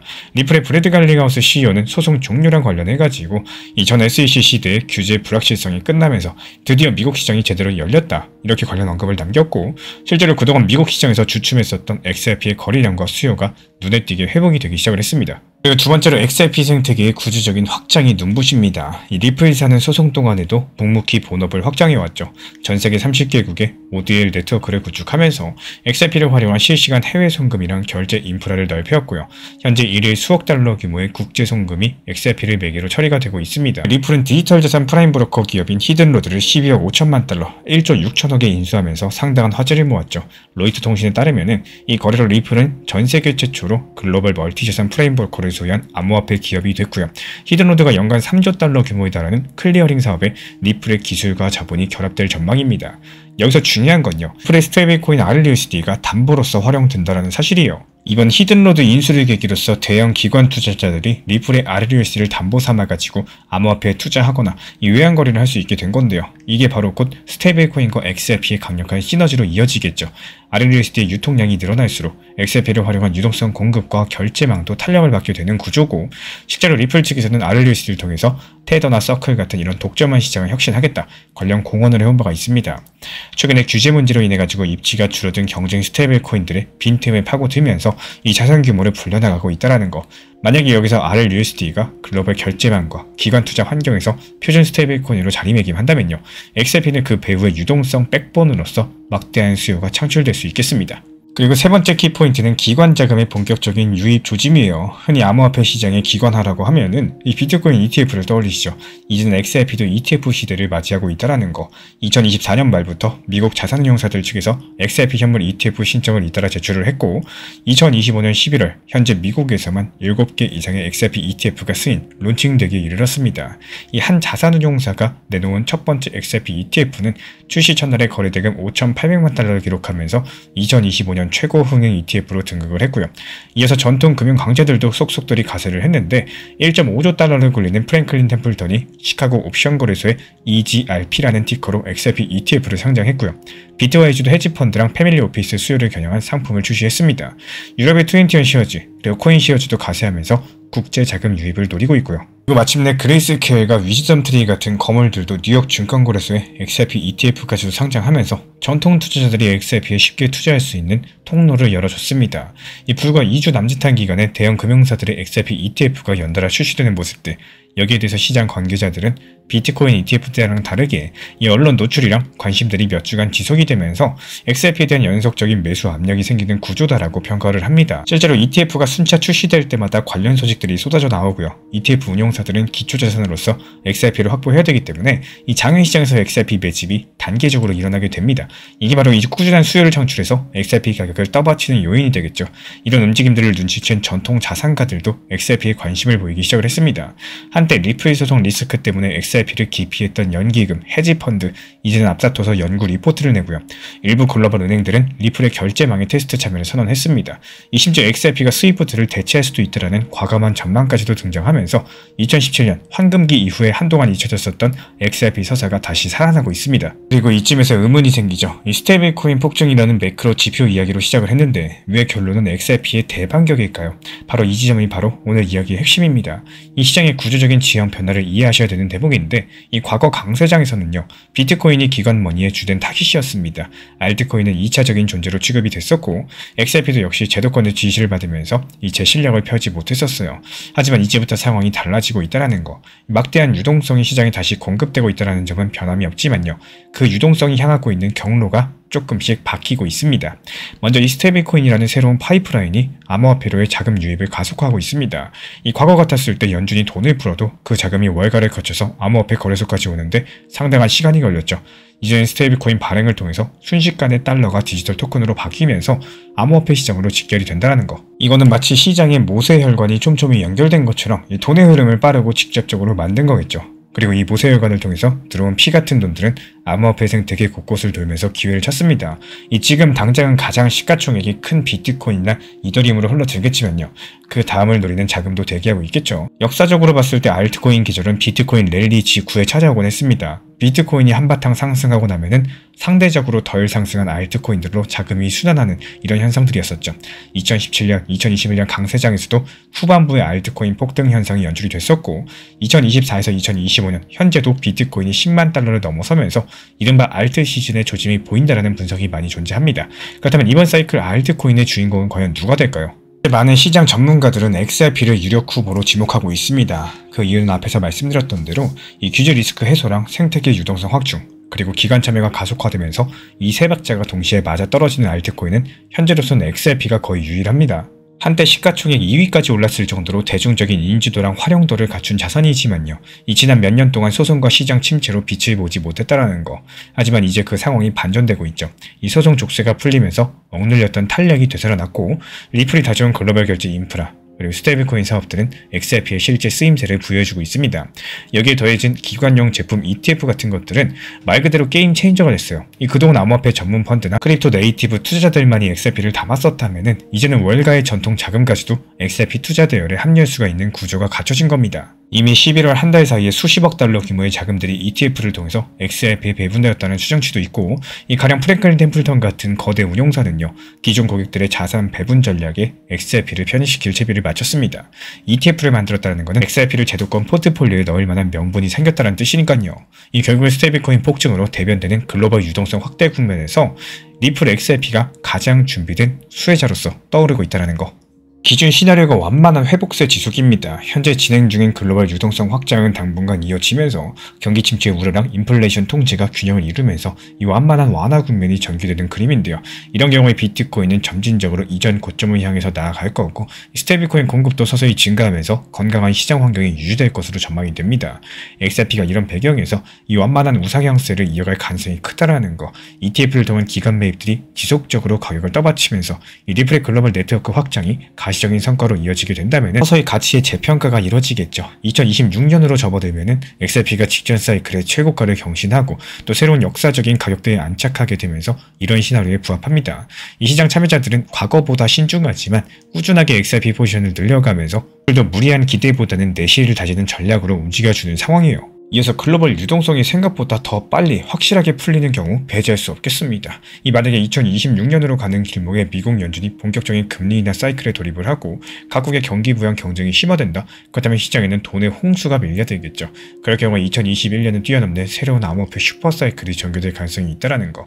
이미 기반을 갖추고 있는 비트코인 ETF, 이더리움 ETF에 더해서 XRP ETF까지도 동시다발로 자금이 몰리면서 이 스테이블코인 총량이 단기간에 급증하고 또 암호화폐 시가총액 전체가 폭발적으로 커지는 장면 충분히 그려볼 수가 있겠습니다. 가격으로 쳤을 때 XRP가 한 자릿수 달러에서 두 자릿수 대 달러로 도약하는 이런 수준의 파급력까지도 나올 수가 있겠습니다. 실제로 일부 낙관론자들 측에서는 XRP가 글로벌 결제망을 대체할 핵심 인프라로 부상한다, 시가총액 3위는 물론이고 비트코인과 이더리움 어깨를 나란히 할 수도 있다는 전망을 내놓기도 합니다. 어떤 시나리오가 현실이 될지는 지켜보셔야겠지만 여기서 분명한 건 지금의 시장이 1년, 2년 전과 완전히 다르다라는 사실. 글로벌 M2 같은 전통적 지표는 큰 배경음으로 남아있고요. 암호화폐 시장이 고유한 맥동은 스테이블코인 공급량으로 실시간 포착이 됩니다. 그리고 이런 두 박자의 리듬에 맞춰가지고 새로운 무대의 주연으로서 리플 XRP가 부상하고 있습니다. 이 스테이블코인 풀로 상징되는 유동성 심장박동이 빨라지면서 XRP를 둘러싼 환경 변화가 그 어느 때보다 긍정적으로 전개되고 있기 때문인데요.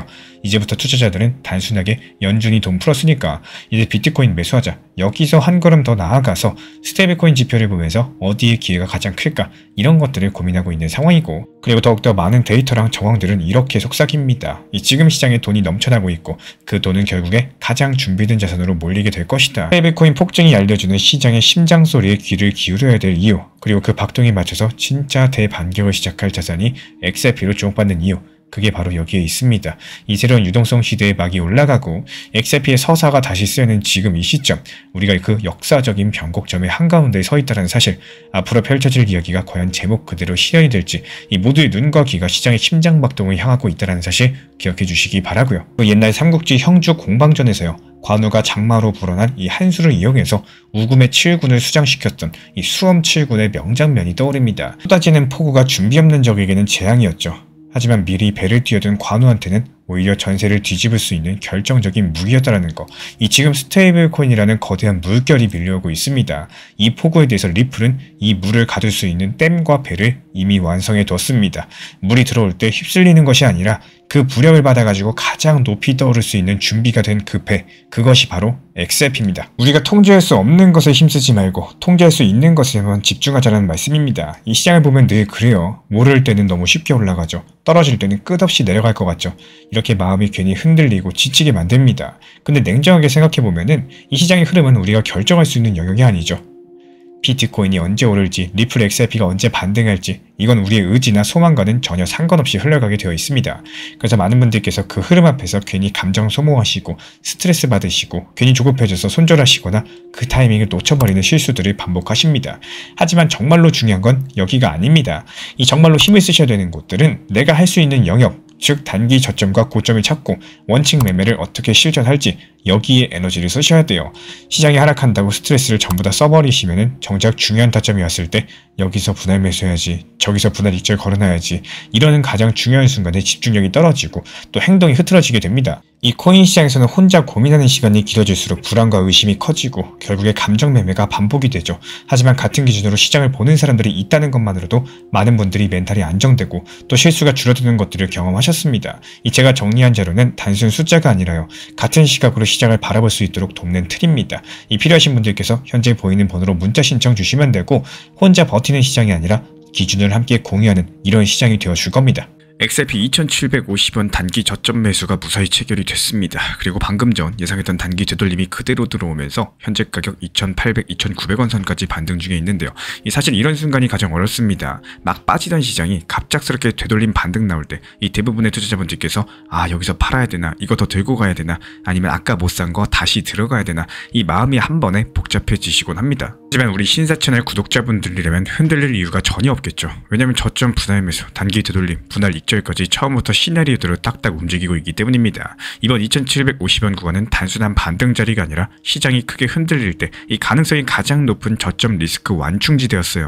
그래서 저는 흔들리지 않고 바로바로 매수책을 안내드리면서 지금처럼 시장이 되돌아오면은 자연스럽게 단기 분할 매도 전략으로서 다음 타점 이어가는 흐름입니다. 지금 시점에서 필요한 건 욕심이 아니라 이 흔들리는 구간에서 마음을 지키는 힘입니다. 시장이 올라타는 사람보다 원칙을 지키는 사람이 결국에 수익을 가져가시고요.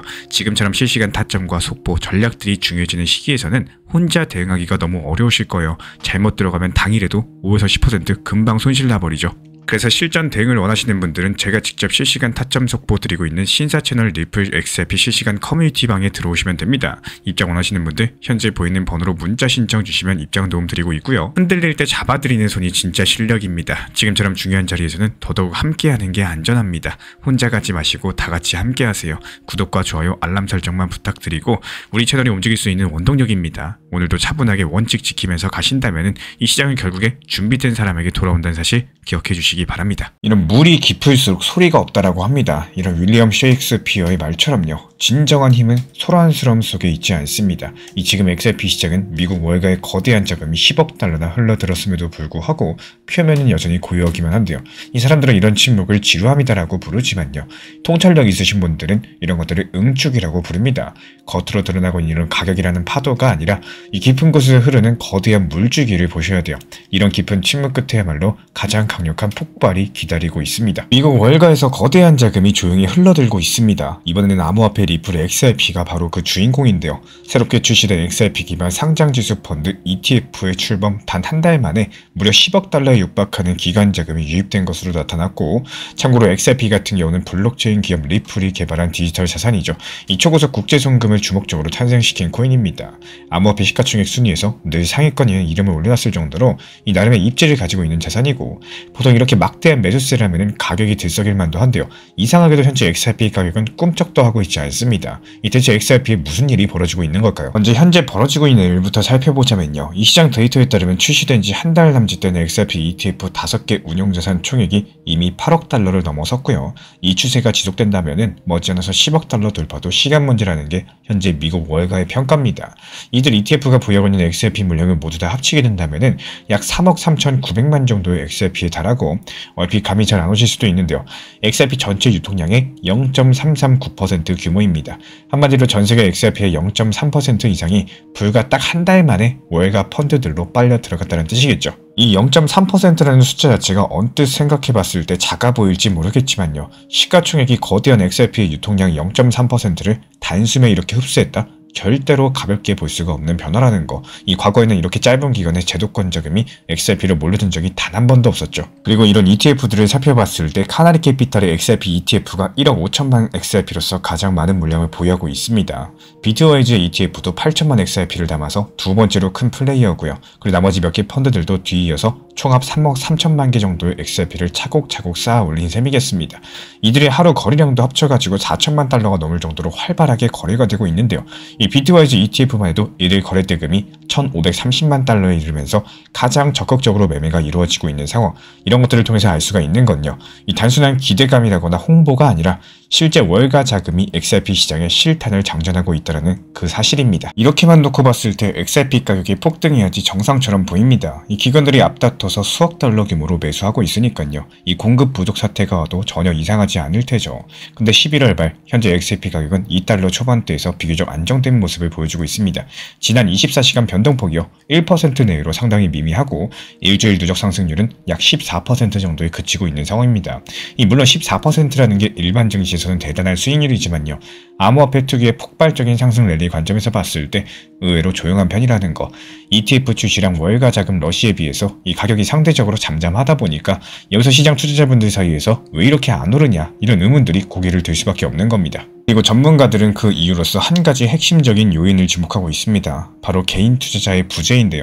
즉 시장 참여층의 불균형입니다. 지금 XRP 시장에서 적극적으로 매수에 나서고 있는 쪽은 거의 미국 월가 기관 투자자들이고, 정작 암호화폐 가격의 폭등을 이끌곤 했었던 이 개미 투자자들은 아직까지 움직이지 않고 있다는 분석이에요. 쉽게 말씀드려서 현재 돈은 월가의 큰 손들만 넣고 있고 일반 대중의 자금들은 관망세로 남아있다는 겁니다. 그렇다 보니까 수요가 한쪽에서만 조용히 늘어날 뿐이지 이 전체 시장의 광풍으로 이어지지는 않고 있다는 설명이고요. 그렇다면 여기서 똑같이 10억 달러를 누군가가 산다면 이 기관이 살 때랑 개인들이 살 때 과연 무엇이 다르길래 이렇게 가격 움직임이 차이가 나고 있는 걸까요? 그 이유는 시장을 움직이는 메커니즘의 차이에 있습니다. 이 기관 투자자들은 주로 중장기적인 전략 아래에서 계획적으로 매수하죠. ETF 같은 규제된 상품을 통해서 분산 매입하고 가능한 한 시장 충격을 최소화해서 이 포지션을 쌓아갑니다. 예를 들어가지고 한꺼번에 시장가로 사들이기보다는 이 장기간에 걸쳐가지고 가격대를 나눠서 매수 주문을 넣습니다. 때로는 장외거래 OTC로 직접 거래해서 시장 가격에 영향을 주지 않기도 합니다. 결국에 기관 매집은 겉으로 드러나지 않게 물밑에서 이루어지기가 쉽다라는 거. 실제로 XRP ETF들의 자금 유입도 언론에 대대적으로 보도되기 전까지는 가격에 큰 파동을 일으키진 않았습니다. 미국 월가 입장에서 가격을 불필요하게 끌어올리면 이 자기들 매수 단가만 높아지니까 최대한 조용하게 많이 담는 게 유리하겠죠. 반면에 개인 투자자들의 매수 패턴은 그 양상이 다릅니다. 대체로 뉴스나 가격 움직임에 민감하게 반응하고요. 특히 군중 심리에 의해서 한꺼번에 몰리는 경향이 상당히 강합니다. 소위 말해서 나만 빼고 전부 다 돈 버는 것 같다. 이런 포모 심리가 발동을 하면 경쟁적으로 매수에 뛰어들겠죠. 이렇게 되면 매수 주문이 일시에 폭발적으로 늘어나면서 호가를 순식간에 밀어올리게 되는 거고, 지난날의 암호화폐 강세자 등들을 돌이켜봤을 때 초기에는 기관이나 소수 고래들이 매집하다가도 막판 불꽃은 늘 대중의 광풍이었습니다. 2017년 말이라거나 2021년 초 이때 폭등장도 결국 글로벌 개미 투자자들이 대거 달려들면서 만들어낸 결과물이었죠. 그리고 특히나 리플 XRP는요 2017년 불장에서 이런 현상들을 극적으로 겪은 바가 있다라는 거. 이 당시 XRP 가격은 몇 센트 남짓한 수준에 시작해서 불과 두어 달 만에 3달러를 돌파했었는데 이게 바로 리플사의 은행 제휴 소식과 함께 차세대 국제송금 화폐라는 이 기대감에 전 세계 개인 투자자들이 자금이 홍수를 이룬 결과였습니다. 하지만 거품이 꺼진 2018년 급격한 하락세로 돌아서면서 많은 개인분들께서 큰 손실을 보는 이런 뼈아픈 기억을 남기기도 했었죠. 한편 2021년의 암호화폐 대호황 시기에서는요 XRP가 이런 글로벌 광풍에 제대로 편승하지 못했었는데 SEC 소송 여파로 인해서 미국 주요 거래소에서 XRP 거래가 중단된 상태였기 때문입니다. 이 비트코인과 이더리움이 사상 최고가를 경신하던 그해 XRP는 상대적으로 소외가 됐었고 이전 최고점에 한참 못 미치는 가격에 머물렀었다라는 거. 즉 XRP 커뮤니티 입장에서는 이 지난 강세장에서 제대로 비상하지 못한 한이 남아있었다 이렇게 볼 수가 있겠죠. 이제 소송 족쇄가 풀린 지금 시점이야말로 그 잠재력을 펼칠 기회인데요. 아직까지 시장이 열기는 그때만 못한 것이 아이러니한 상황입니다. 하지만 지금 XRP 시장에서는 그 마지막 불꽃 역할을 해줄 대중 참여가 잠잠한 상태라는 거고 미국 월가의 조용한 러브콜만 이어지고 있을 뿐이지 정작 대다수 개인 투자자가 옆에서 구경만 하는 분위기라는 거죠. 마치 먼저 움직이는 똑똑한 돈과 뒤늦게 따라오는 군중의 돈, 이런 양강 구도가 펼쳐진 것으로 보여지고 있는데요. 과연 이게 왜 그럴까요? 몇 가지 배경을 짚어볼 필요가 있겠습니다. 먼저 XRP는 최근에 몇 년 동안 적지 않은 우여곡절을 겪었습니다. 특히 2020년 말에 미국 증권거래위원회 SEC로부터 소송을 당해서 한동안 주요 거래소에서 퇴출되고 이 투자자들 사이에서 불확실성이 커졌었죠. 다행히도 작년 당시 2023년 중반의 법원 판결을 통해서 XRP 자체는 증권이 아니다라는 점이 일부 인정이 됐고 그 상황이 반전됐다라는 거. 이런 법적인 명확성이 바로 올해 월가 기관들이 안심하고 XRP ETF에 뛰어들 수 있었던 토대가 됐습니다. 하지만 개인분들의 심리는요. 그렇게 빨리 돌아서지 않을 수가 있다라는 거. 이 몇 년 동안 지속됐던 소송 리스크랑 가격 부진을 몸소 겪은 개인분들께서는 이제 막 올라온 호재들의 신뢰를 쌓는 중일지도 모르겠죠. 다시 말씀드려서 대중의 투자 심리가 본격적으로 달아오르려면요. 아직까지는 약간 더 시간이 필요하다. 이런 측면이 분명히 존재한다는 거죠. 그리고 또 한 가지는 거시 경제적인 환경과 투자 트렌드도 고려하셔야 됩니다. 2025년 현재 금융시장은 전반적으로 높은 금리랑 유동성 조여짐의 여파를 겪어왔었죠. 이 개인분들께서 2021년처럼 무작정 위험자산에 달려들기보다는 이것보다 신중해진 분위기가 감지가 되고 있다는 거. 이 비트코인이랑 이더리움 같은 대장주들이 최근에 상승세를 보이긴 했었지만요. 아직까지 대중적인 광풍이다라고 부를 만큼의 여기는 아닙니다. XRP의 경우에도 ETF 출시 소식으로 기관 자금은 움직였었지만 이 대중들의 관심은 상대적으로 뒤따르지 못하면서 지켜보자라는 스탠스로 남아있는 것으로 보여지고 있다는 거. 그리고 이런 관망심리 뒤에는 거시 경제적인 불확실성도 분명히 깔려 있습니다. 지난 1년에서 2년 동안 이어진 금리 인상 그리고 긴축 기조로 인해서 투기적인 자산에 대한 선호가 예전만 못했었고요. 여기서 투자자들은 현금 확보라거나 안전자산 위주로 움직이는 경향들을 보였습니다. 하지만 시장은 사이클을 타기 마련이죠. 향후의 경기 국면이 바뀌면서 중앙은행들이 통화정책을 완화를 하거나 금리를 인하하는 시기가 찾아오게 된다? 그럼 위험자산 전반의 투자 심리가 되살아날 수가 있겠죠. 그때 리플 XRP처럼 이미 제도권 기반을 갖춘 자산들은 새로운 큰손과 개미 랠리의 주역으로서 부상할 수 있는 충분한 잠재력을 지니고 있습니다. 수요에 대한 얘기를 들었으니까 잠깐 공급 측면도 짚어볼 필요가 있겠죠. 이 XRP가 특별한 유통 구조를 갖고 있는데요. 리플랩스가 보유하고 있는 거대한 XRP 물량이 에스크로 계정에 묶여있고 매달마다 일정량의 XRP가 시장에 풀리도록 설계가 되어 있습니다. 실제로 매월 초마다 약 10억 개 정도의 XRP가 에스크로에서 해제가 되는데요. 이 중 사용되고 남은 물량은 다시 에스크로에 제대로 예치가 되겠지만 어쨌든 간에 매달 신규 공급 압력이 존재하고 있는 셈입니다. 12월 1일에도 예정대로 10억 XRP가 풀릴 예정이고요. 물론 리플사가 이 물량을 한꺼번에 시장에 던지는 것들은 아니고 부분의 물량에 대해서 다시 잠근다라고 하더라도 이게 시장 투자자들 입장에서 매 달마다 새로운 물량이 나온다는 사실 자체가 심리적인 부담으로 작용할 수가 있겠습니다. 즉 기관들이 ETF를 통해서 XRP를 매수하는 와중에도 또 다른 한편에서는 꾸준하게 공급 증가 요인이 존재하고 있다는 거예요. 그리고 시장 유통량 측면에서는 흥미로운 변화가 감지가 되고 있습니다. 최근에 몇 주일 동안 주요 거래소들이 보유한 XRP 잔고가 서서히 줄어드는 추세가 목격이 됐는데요. 이런 것들이 일부 XRP 물량이 거래소 밖으로 빠져나가서 장기 보관이 되거나 ETF 보관고 같은 것들로 이동하고 있다는 것들을 의미하고 있습니다. 쉽게 말씀드려서 당장 시장에 매도로 나올 수 있는 대기 물량이 축소되고 있다는 거고 이런 유통량 감소 현상은 나중에 수요가 폭증할 경우에 가격 상승 탄력을 한층 키울 수 있는 잠재적인 요인이 될 수가 있겠죠. 지금은 그 수요의 불꽃이 당겨지지 않아서 조용하지만요. 비유드리자면 연료는 가득 차고 또 매물은 말라가는 이런 형국이다라고 볼 수가 있겠습니다. 이렇게 수요 수요랑 공급의 미묘한 힘겨루기도 가격을 잠잠하게 만드는데 일조하고 있다는 것. 하지만 이런 공급 증가 자체가 이미 예고되고 정리해야 된 이벤트이기 때문에 시장에는 큰 충격을 주진 않습니다. 정작 가격에 더 영향을 미치는 것은 앞서 말씀드린 이 수요의 질적인 변화인데요.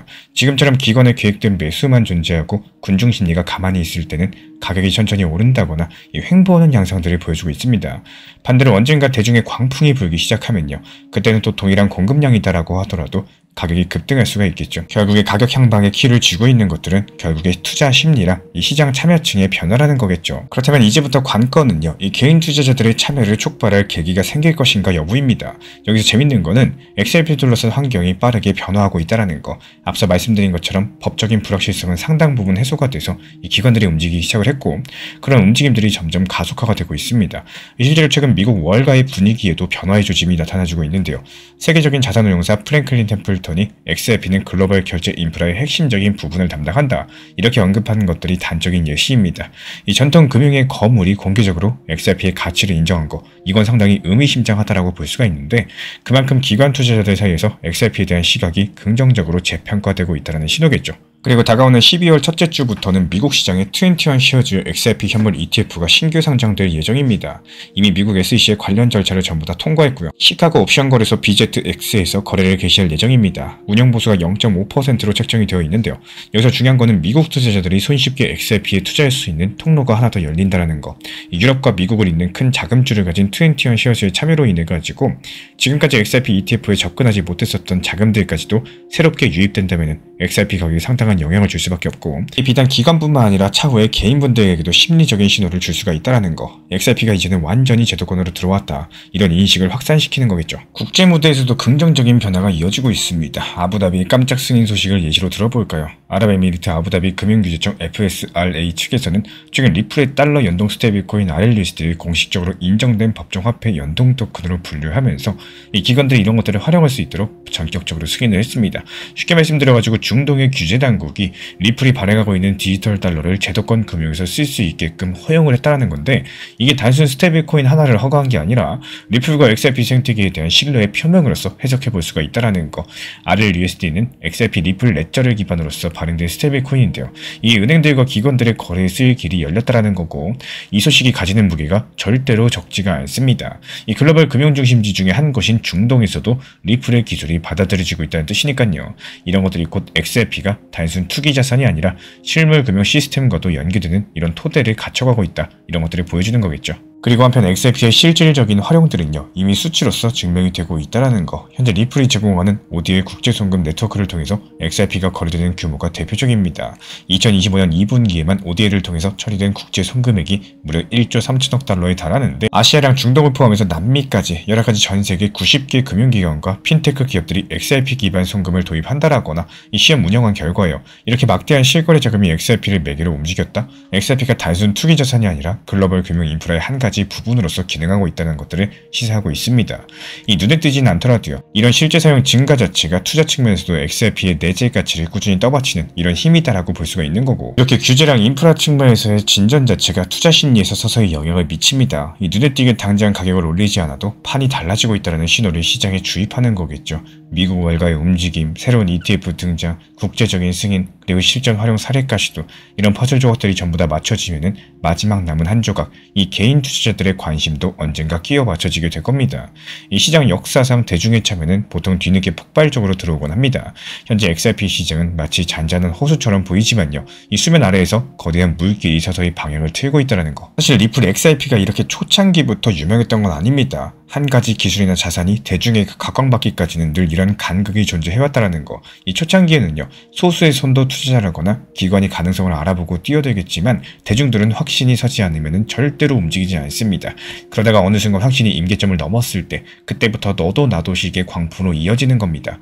다만 2017년 XRP 광풍 그리고 2025년 현재 상황을 비교해봤을 때 한 가지 상당한 차이가 있는데요. 이 과거에는 기반이 취약한 상태에서 기대 심리만으로 급등을 했더라면은 지금은 제도권 편입과 실제 실제 활용이라는 이 든든한 버팀목이 자리 잡고 있더라는 거.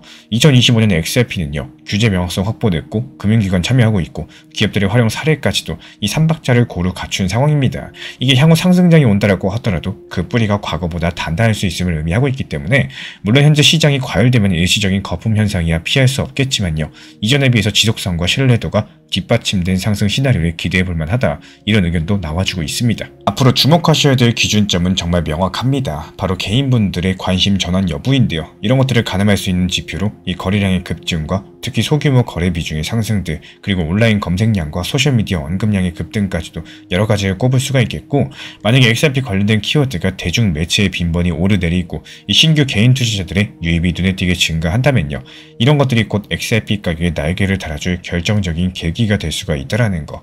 반면에 이런 신호가 없이 기관들의 조용한 매집만 계속된다면은 이 가격은 완만한 상승 또는 현재 수준 유지에 그칠 가능성이 큽니다. 하지만 앞서 살펴본 것처럼 이런 환경들이 성숙되어 가고 있다라는 거, 기술적인 준비도 차근차근 진행 중이죠. 그렇다고 개인 참여가 끝내 부진하다고 해서 XRP의 잠재력이 사라진다는 건 아닙니다. 기관들의 꾸준한 매수랑 리플 생태계 확장에 힘입어서 가격은 완만하나마 우상향을 이어갈 수가 있을 거예요. 다만 이런 속도가 느리고 또 주목도가 낮아서 당분간 조용한 상승에 그칠 수가 있겠죠. 반면에 어떤 계기로든지 이 대중의 시선이 XRP에 다시 집중이 된다면은 지금까지 차곡차곡 쌓인 이 펀더멘털의 힘이 비로소 가격에 응축되면서 이 폭발적으로 분출될 가능성이 높겠습니다. 결국에 XRP가 현재 조용하게 힘을 비축하는 단계에 있다는 것, 그리고 이 잠재력이 어떻게 해소될지는 시장 참여자들의 움직임에 달려있겠죠. 끝으로 강조드리고 싶은 메시지는 이겁니다. 이 조용할 때가 오히려 기회가 움트는 시간이라는 점. 이 지금 XRP 시장은 겉보기에 고요하지만요, 보이지 않는 곳에서는 커다란 변화의 씨앗이 자라고 있습니다. 미국 월가의 돈은 이미 움직였고 제도권의 문도 열렸습니다. 이제 남은 거는 시장의 심리를 움직일 마지막 방아쇠겠죠. 이런 방아쇠가 당길 존재는 다름 아닌 일반 투자자들 자신입니다. XRP의 잠재력이 현실로 폭발하는 순간이 오게 된다면 아마도 그때는 미국 월가랑 개미 투자자가 한 가지 방향을 바라보게 되는 순간일 거예요. 그리고 그런 순간들, 지금까지 얌전하던 XRP 차트는 전혀 다른 모습으로 바뀌어 있겠죠. 삼국지 최후의 승자 사마이가 보여준 고평릉의 연기가 떠오릅니다. 이 사마이가 정적 조상을 방심시키기 위해서 병든 척 연기하면서 몇 년 동안 침상에 누워만 있었죠. 이 세상이 그를 이빨 빠진 호랑이라고 비웃으면서 경계를 풀 때 오히려 사마이는 이불 속에서 몰래 칼을 갈고 있었고, 지금 리플 XRP의 이런 지루한 가격 흐름은 마치 사마이의 병든 연기와도 똑같습니다. 겉으로 죽은 것처럼 고요하지만 이 물밑에서는 월가라는 거대한 세력들이 물량을 모으면서 매집하고 있다는 거. 사마이가 단 하루 만에 천하를 뒤집었던 것처럼 이런 침묵이 깨지는 순간 XRP 시세는 누구도 반응할 틈이 없이 강력하게 폭발을 해줄 겁니다. 기본에 충실하시면 시장이 훨씬 더 편해집니다. 말은 정말 쉽죠. 막상 실전에선 이런 기본이 가장 어렵고요. 또 가장 많이 흔들리는 부분이기도 해요. 이 투자 시장에서 가장 단순한 원칙은 늘 똑같습니다. 비쌀 때 팔고 쌀 때 산다라는 거. 이게 정답이라는 걸 누구나 알고 계시지만 실제로는 거의 반대로 움직이죠. 가격이 비싸지면 더 오를 것 같아서 사고 싶어지고, 가격이 싸지면 또 떨어질 것 같아서 팔고 싶어지는 게 인간의 심리라서 그렇습니다. 결국에 이 시장이 어렵게 느껴지는 이유도 이게 복잡해서가 아니라 단순한 기본을 지키기가 너무나도 어렵기 때문이에요. 하지만 정말로 신기한 거는 이 심리를 조금만 객관적으로 바라보고 컨트롤하기 시작하시면요, 시장 자체가 완전히 다르게 보이기 시작한다는 점입니다. 가격이 상승하면 아, 이거 분할 매도할 타이밍이구나 이러면서 마음이 안정되고, 가격이 떨어지면은 이건 단가를 예쁘게 만들 수 있는 기회구나, 이런 쪽으로 시야가 바뀌게 됩니다. 그 순간부터 시장은 더 이상 무섭거나 혼란스럽지 않고 그저 흐름을 이용해서 나만의 원칙을 실행하는 것이 된다는 거. 제가 안내드리고 있는 정보방에서도 목표 타점을 잘 활용하는 방법에 대해서 말씀드리는 이유도요, 일을 하거나 자는 중에 이 시장을 대응할 수가 없기 때문에 오르고 내리고 와버리면은 의미가 없어진다는 겁니다. 그래서 항상 리플 같은 경우에도 목표 타점을 적극적으로 활용하는 이유이기도 한데요, 많은 분들께서 팔고 나서 더 상승할까봐 걱정해서 못 파시는데 지금 돌이켜서 생각해보면은 그때 팔고 나서 더 오른 경우가 과연 있으셨을까요? 대부분의 상황은 팔고 나서 더 오를까봐 걱정하는 그 시점이 고점이었다는 것들을 알고 계실 겁니다. 하지만 이렇게 말씀드려도 다음 단기 고점이 찾아왔을 때 이 투자 심리는 또 흔들리게 되는 게 어쩔 수 없는 개인 투자자의 심리예요. 하지만 기본에 충실하려고 하시면요, 이 시장은 오히려 더 단순하고 편해질 겁니다. 욕심이 아니라 원칙이 중심이 되는 순간, 그때부터 진짜 투자 시장이 보이기 시작을 할 겁니다. 리플 XRP의 매수 매도 타점은 순간의 판단이 전부입니다. 그래서 우리 신사 채널에서는 시장의 숨결 하나까지 놓치지 않고자 모든 흐름들 실시간 모니터링 중에 있고, 단기 반등 구간이 열리는 순간 그 찰나의 기회를 우리 구독자분들께 바로바로 전달드리기 위해서입니다. 우리 신사 채널 이미 구독해주신 분들 중에서 실시간 커뮤니티방 참여를 원하신다면 지금 보이는 번호로 문자 남겨주세요. 혼자서 불안하게 바라보는 시장이 아니라 함께 흐름을 읽고 또 움직이는 경험들 선사해드리도록 하겠습니다. 최근에 리플 단기 하락으로 인해서 단기 저점에 대한 매수 타점을 잡고는 싶어도 이 매수 타점을 잡기 어려워하시는 분들이 많으신 것 같습니다. 이에 따른 중요 핵심 내용 6가지 노하우를 압축해서 설명드려 보려고 하는데요. 시장이 크게 흔들릴 때 이 가능성이 가장 높은 저점 리스크 완충지대였어요. 투자 전체가 경험적으로 인정하고 있는 구조적인 지지선이었다는 거고, 이 지금은 욕심보다 리듬을 지키는 게 더 중요하겠죠. 흔들리는 시장에서도 원칙을 지키는 분들이 이 신사 채널 정보방에서 안내드린 내용으로서 필요로 하신 분들께서는 리플 정보방 입장하셔가지고 영상 참고하셔도 좋습니다. 자세한 내용들에 대해서는 시간 관계상 정보방 입장하셔가지고 이 영상 참고하시면은 여유롭게 보시고 참고할 수 있기 때문에 신청 주시면 안내 도움 드릴 예정이고요. 깊은 물은 소리가 없이 흐른다라는 말이 있죠. 이 겉으로 보이는 파도가 잠잠하다라고 해서 그 바다가 멈춘 것은 절대 아닙니다. 지금 XRP 시장이 딱 그렇습니다. 이 가격은 멈춘 것 같지만 그 수면 아래에서 6억 달러라는 기관 자금이 소리 없이 유통 물량을 잠그고 있다라는 거. 이 대중들이 지루함에 지쳐 떠날 때 스마트머니는 조용히 그 댐을 채우고 있는 거고, 이 소음에 속지 말고 한번 흐름을 살펴보셔야 돼요. 이 진짜 변화는 가격표가 아닌 구조에서부터 시작이 되는 겁니다. 리플 XRP 현물 ETF가 출시된 지가 한 달이 넘어서 이제 2달 차에 접어들었죠. 성적표를 살펴보니까 누적 6억 달러가 넘는 자금이 유입된 것이 확인이 됐는데요. 근데 정작 XRP 가격은 현재 너무나도 조용합니다. 왜 즉각적으로 XRP 가격이 폭등하지가 않았을까요? 사실은 이런 숫자가 의미하는 바가 따로 있습니다. 오늘은 그 숨은 구조를 냉정하게 해부할 예정이고요. 현재 미국 시장에서 XRP 현물 ETF 4종이 동시에 문을 열었고요. 그동안 개인분들께서 오가던 좁은 길목길에 이제 기관 투자자들이 트럭을 몰고 들어올 수 있는 넓은 고속도로가 개통된 셈입니다. 언론이랑 시장들은 이런 새로운 통로로 한 달 만에 6억 달러 거액 자금 유입된 사실에 주목을 하고 있고, XRP 시가총액 0.5%에 해당하는 규모지만요. 이 기대감과 함께 일부 커뮤니티에서는 이 정도 금액으로는 간에 기별도 안 가는 거 아니냐, 이런 의구심까지도 나오고 있는 상황입니다. 첫 번째, 한 달 동안 XRP 가격은 시장 전반의 약세에도 불구하고 큰 폭의 상승이나 급락이 없이 일정 범위 안에서 머물렀습니다. ETF 출시 효과로 기대했었던 이 극적인 급등은 나타나지 않았었지만요. 거래량과 유동성은 꾸준한 흐름을 이어가고 있다는 거. 일간 데이터를 살펴보면 ETF로 자금 흐름은 대부분 순유입세가 지속되고 있었습니다. 이 중순무렵에는 수억 달러 금액의 대형 유입도 있었지만 가격은 이렇다 할 반응을 보이지 않았어요. 이 투자 심리 자체도 단기 흥분보다는 관망과 조용한 축적 쪽으로 기울어가고 있습니다. 초기 지표들 봤을 때 가격보다 이 구조적인 변화에 무게가 실리고 있다는 것들을 보여주고 있는 상황인데요. 사실 이번 움직임의 핵심 자체가 이 눈앞의 가격 등락이 아니라 시장 구조의 변화입니다. XRP에 대한 기관 자금 유입이 곧 XRP가 본격적으로 기관 포트폴리오에 편입되기 시작했다는 뜻인 거고, 과거에는 개인분들 위주로 움직이던 시장에 이제 제도권 자금의 통로가 열렸다라는 거.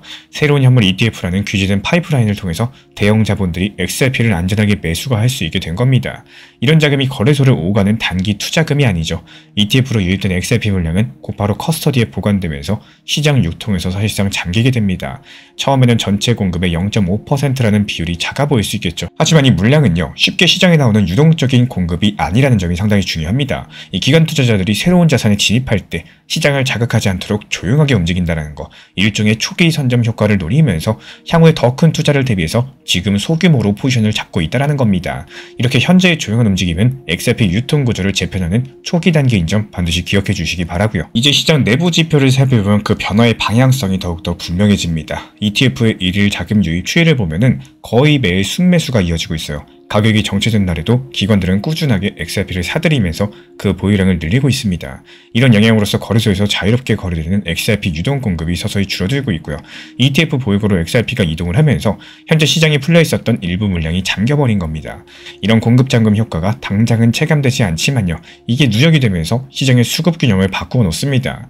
그리고 아직까지 시장에 투입되지 않고 대기 중에 있는 자금도 고려할 줄 아셔야 되는데요. 일부 기관들 측에서는 시험적으로 작은 물량만 들고 지켜보면서 추가 매수 매수를 준비하고 있습니다. 이렇게 유입을 기다리는 거대 자본이 백업으로 남아있다는 사실 자체가 향후 수요 충격의 잠재율을 높여주고 있겠죠.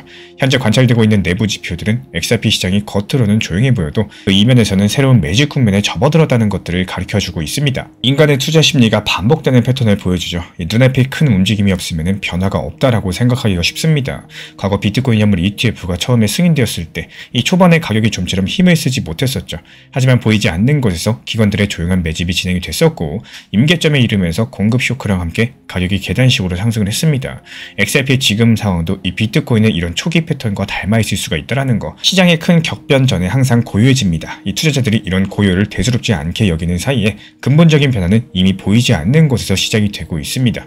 시나리오 분석 가능한 몇 가지 시나리오를 냉정하게 살펴보겠습니다. 먼저 최악의 시나리오는 초기 유입 이후에 더 이상 기관 수요가 이어지지 않는 경우인데요. 누적 0.5% 수준에서 자금 유입이 멈추고 오히려 일부 유입 자금이 이탈한다? 그렇다면 XRP 가격은 현재 수준에 머물거나 다시 약세로 돌아설 수가 있겠죠. ETF 출시 효과가 일시적인 이벤트로 끝난다? 그러면 시장은 이전의 변동성 국면에 머무르게 될 겁니다.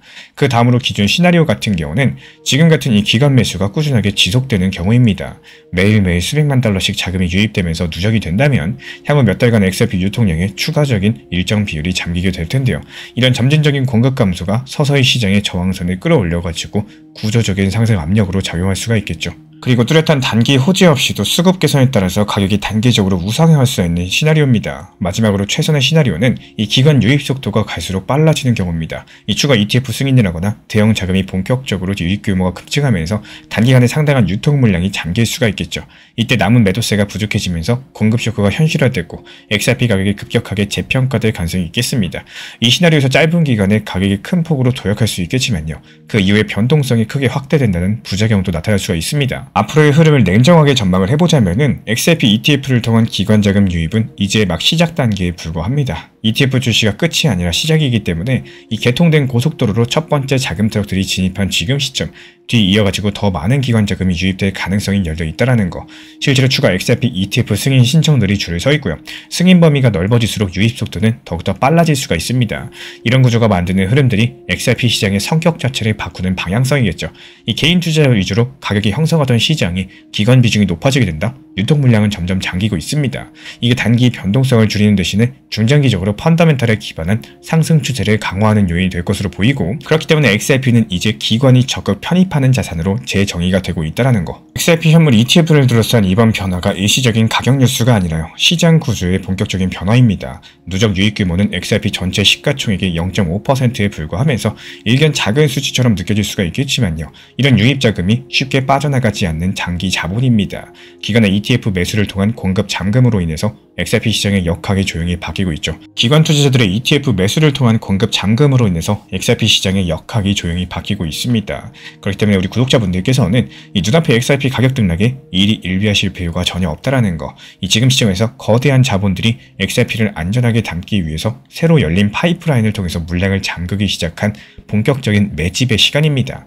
이 시장은요, 감정과 무관하게 구조대로 움직이고 있고요. 그 흐름의 끝에서 XRP 가격은 새로운 균형점을 찾아가게 될 겁니다. 시장 하락에 대한 불평과 불만은 솔직히 자연스러운 감정인데요. 여기서 문제가 되는 게 그 감정이 시장을 단 1원도 바꿔주지 못한다는 점입니다. 냉정하게 생각을 해봤을 때 지금 이 순간의 하락은 우리가 어떻게 반응하느냐에 따라서 위기가 될 수도 있고요. 또 기회가 될 수도 있겠습니다.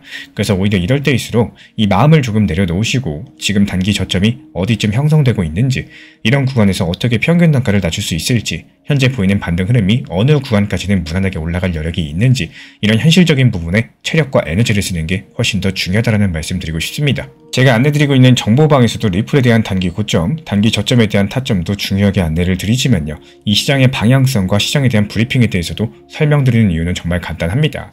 불필요한 구간에서 체력 낭비를 안 하셨으면 해서예요.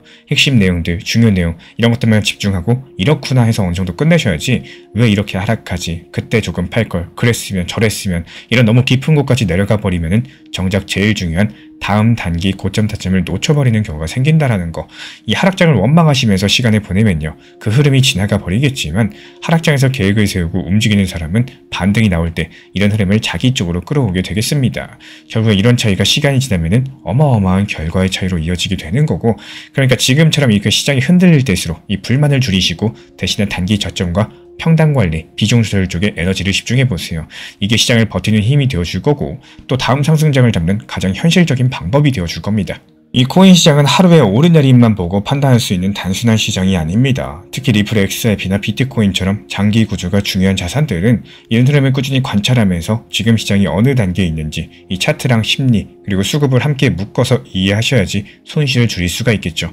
그래서 제가 매일 직접 체크하는 가격 구간들, 시장 심리가 어디서 꺾이고 어디서 다시 살아나는지 여기에 대한 흐름을 정리해서 드리고 있기 때문에 필요하신 분들께서 현재 번호로 신청 주시면 입장 도움 드리도록 하겠습니다. 혼자 고민하는 시간을 줄여드리기 위해서 기준선을 제공해 드리도록 하겠습니다. 새는 알에서 나오기 위해서 투쟁한다. 알은 세계다. 태어나려는 자는 하나의 세계를 파괴해야 된다. 헤르만 헤세의 데미안에 나오는 구절입니다. 이 지금 암호화폐 시장은요. 과거의 껍질을 깨고 있다는 거, 이 반감기만 믿고 있었던 투기 시장에는 세계가 무너지고요. 기관과 거시경제가 주도하는 거대한 금융시장으로 다시 태어나고 있습니다. 이 지금의 하락과 고통들, 단순한 위기가 아니라 더 큰 세계로 나아가기 위한 필연적인 산통이라고 말씀을 드리는 거고 우리 신사 채널 구독자분들께서는 지금 깨어날 준비가 되셨나요? JP모건이 암호화폐 시장을 두고 이례적인 분석 결과를 내놨습니다. 암호화폐 가격이 예측 가능한 4년 주기 반감기보다 이 거시경제 흐름에 더 크게 반응을 한다는 내용인데요. 여기서 중요한 점은 이런 변화들이 리플 XRP한테 상당히 중대한 영향을 미칠 수 있다는 사실입니다. 그리고 비트코인이 이번 달 약 17% 정도 급락했죠. 지난 6년 만에 최악의 11월을 보냈다는 건데 말 그대로 이번 하락장 자체가 이 11월 달의 역사적인 폭락장이었다는 거예요.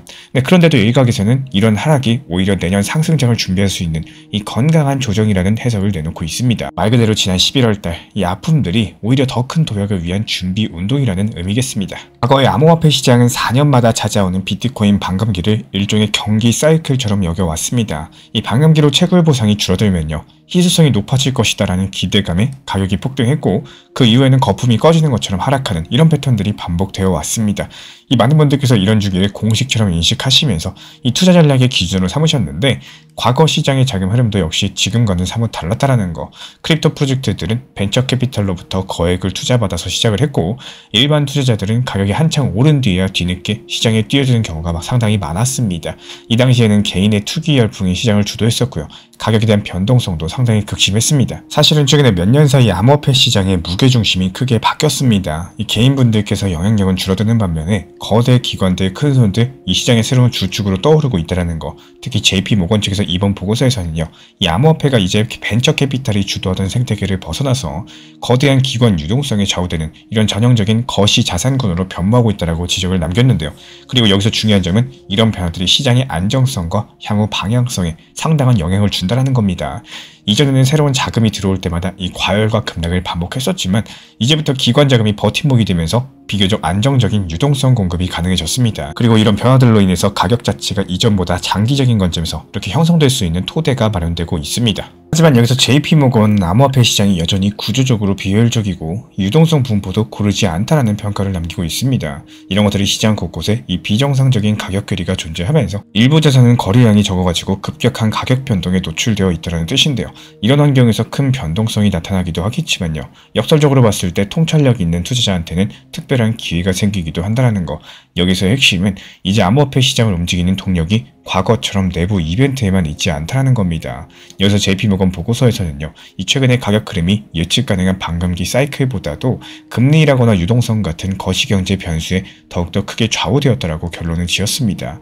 이 세계경제의 자금 흐름이 암호화폐 가격을 출렁이게 할 만큼 이 시장이 전통 금융과 깊이 얽히고 있다는 의미겠죠. 실제로 이번 11월 비트코인 가격이 급락한 배경에도 이런 거시경제 요인들이 자리한 것으로 보여지고 있습니다. 이 글로벌 유동성이 위축되면서 투자 심리가 얼어붙었었고 암호화폐 시장도 함께 타격을 받았어요. 이 과거 같았으면 반감기가 다가오는데 왜 떨어지나 이런 의문이 나올 법하겠지만요. 이제는 거시환경 악화가 곧바로 가격 하락으로 이어진다는 현실을 보여준 셈입니다. 이 사실은 JP모건 같은 월가의 대응은행들이 암호화폐를 이런 시각으로 분석하기 시작했다는 사실 자체가 시장 변화의 방증이겠죠.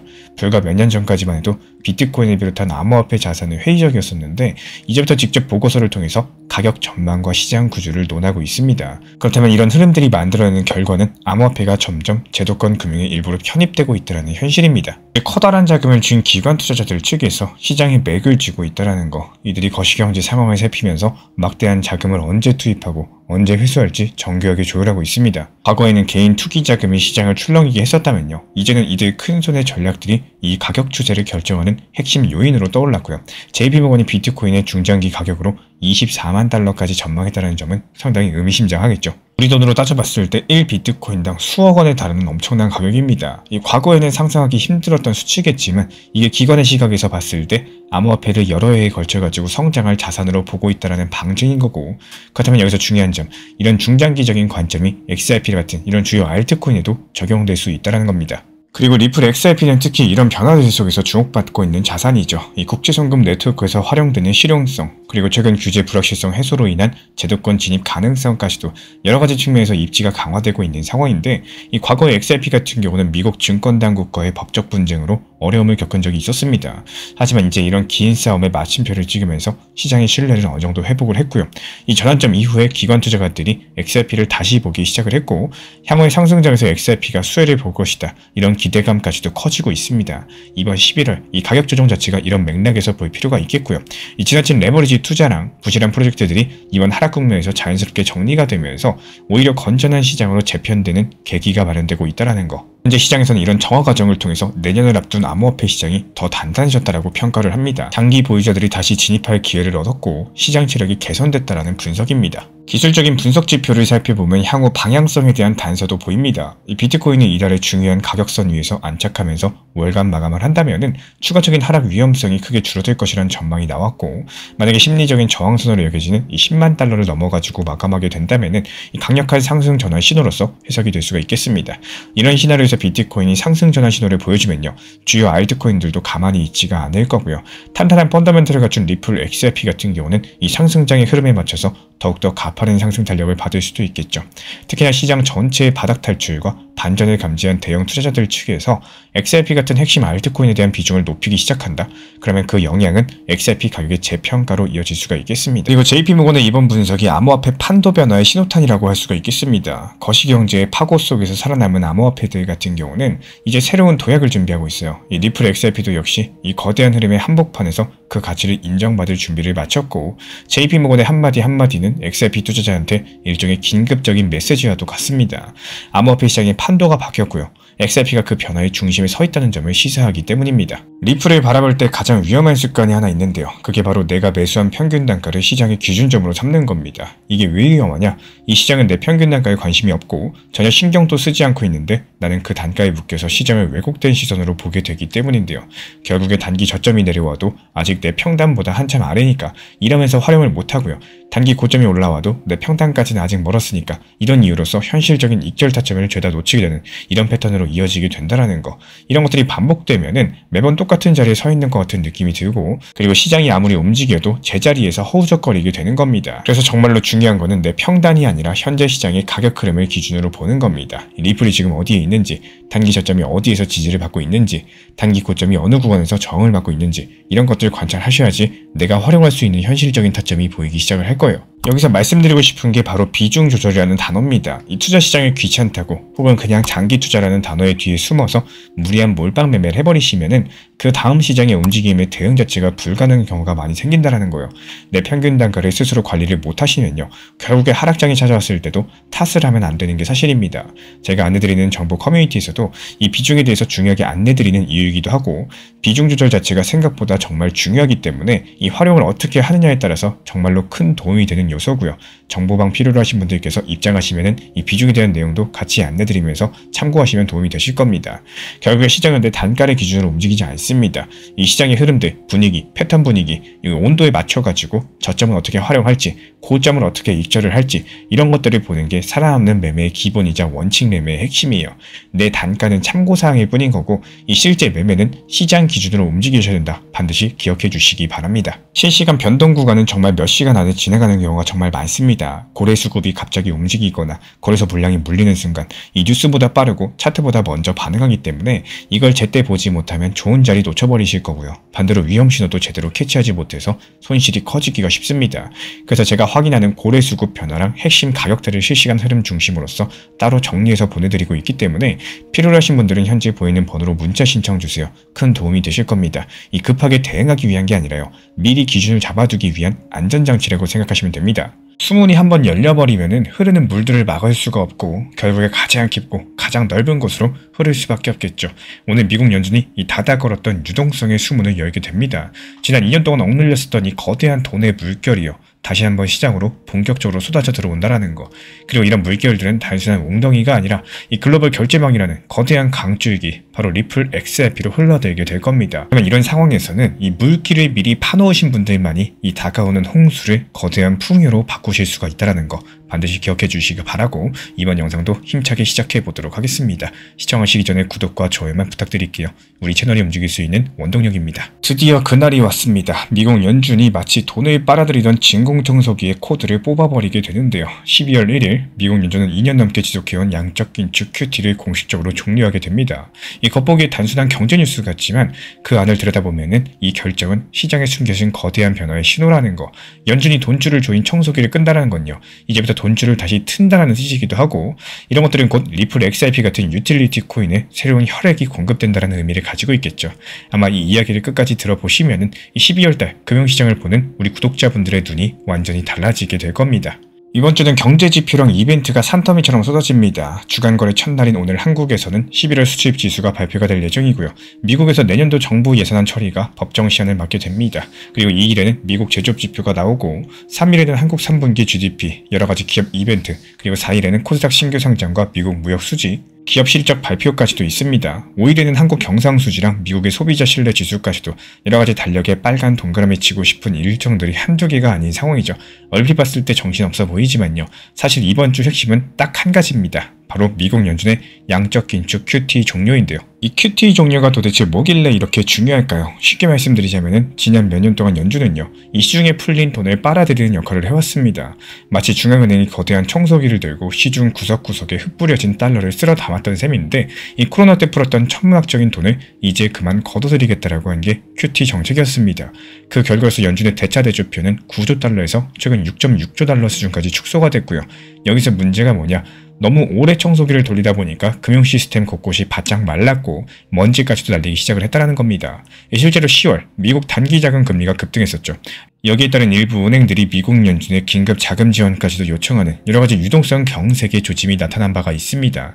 이 연준이 계획보다 이르게 QT 종료를 선언한 배경에서는요, 바로 이런 금융시장 불안 신호가 있었다라는 거, 이대로 더 빨아들였다라가는 뭔가 전 세계 경제가 크게 잘못되겠다라는 판단에 다다른 겁니다. 그래서 오늘 연준은 청소기 전원을 끕니다. 공식적으로 12월 1일부터요. 미국 연준의 자산 축소 정책은 중단이 되는데, 이게 과연 시장에 무엇을 시사할 수 있을까요? 이 연준 스스로 더 이상의 유동성 축소는 위험하다라고 인정한 셈인 거고, 이제부터 돈줄 조이기는 끝났으니까 앞으로 최소한 시중 유동성을 유지하거나 필요한 경우 풀어주겠다라는 대방향 전환입니다.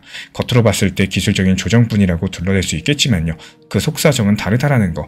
이 금융시장이 흔들리면서 연준 유동성 정책의 분수령이 찾아온 겁니다. 한마디로 돈의 흐름이 바뀌는 전환점이 바로 오늘이라는 뜻인 거고, 그리고 정작 뉴스 헤드라인들을 보면 그 분위기가 심상치가 않다는 거. 이 미국에서 한때 연방정부 셧다운 우려가 시장을 짓눌렀고요. 고용 보고서도 발표가 연기되면서 불확실성이 산재해졌죠. 이 경제 지표마다 경기 침체 얘기가 따라 붙었었고, 내년 미국 경제가 꺾이는 거 아니냐, 이런 소리가 심심치 않게 들렸습니다. 한국도 마찬가지죠. 수출 실적은 좋아졌다라고 하지만 국내외 금리는 높고 내년도 슈퍼 예산안을 둘러싼 여야 대치로 인해 가지고 정치적인 불확실성이 큽니다. 이런 소식들만 접했을 때 진짜 경기 침체 오는 거 아니냐, 이 시장이 진짜로 어려워지나, 이렇게 걱정하는 게 당연하겠죠. 이게 투자자 입장에서 그 불안감은 고스란히 전해지게 될 겁니다. 혹시 우리 구독자분들도 요즘 이런 고민에 빠져있지는 않으신가요? XRP 같은 코인 지금 팔고 현금 확보해야 되나? 아니면 이게 마지막 저점 매수 찬스인 걸까? 이 머릿속이 상당히 어지러우실 겁니다. 언론에서 연일 겁주는 이야기를 쏟아내고, 이 주식이든 코인이든 조금만 올라가면은 언제 떨어질지 모른다라는 두려움이 따라다니고 있죠. 바로 이런 공포심리야말로 시장에 보이지 않는 큰손들이 노리고 있는 먹잇감이겠습니다. 그렇다면 이유가 뭘까요? 이 세력은 공포를 이용해서 이득을 취합니다. 기관 투자자나 자산가들은 오히려 이런 혼란의 시기를 기다립니다. 대중이 패닉에 빠져있을 때 조용히 매집을 하거나 유리한 포지션을 잡기 좋기 때문이겠죠.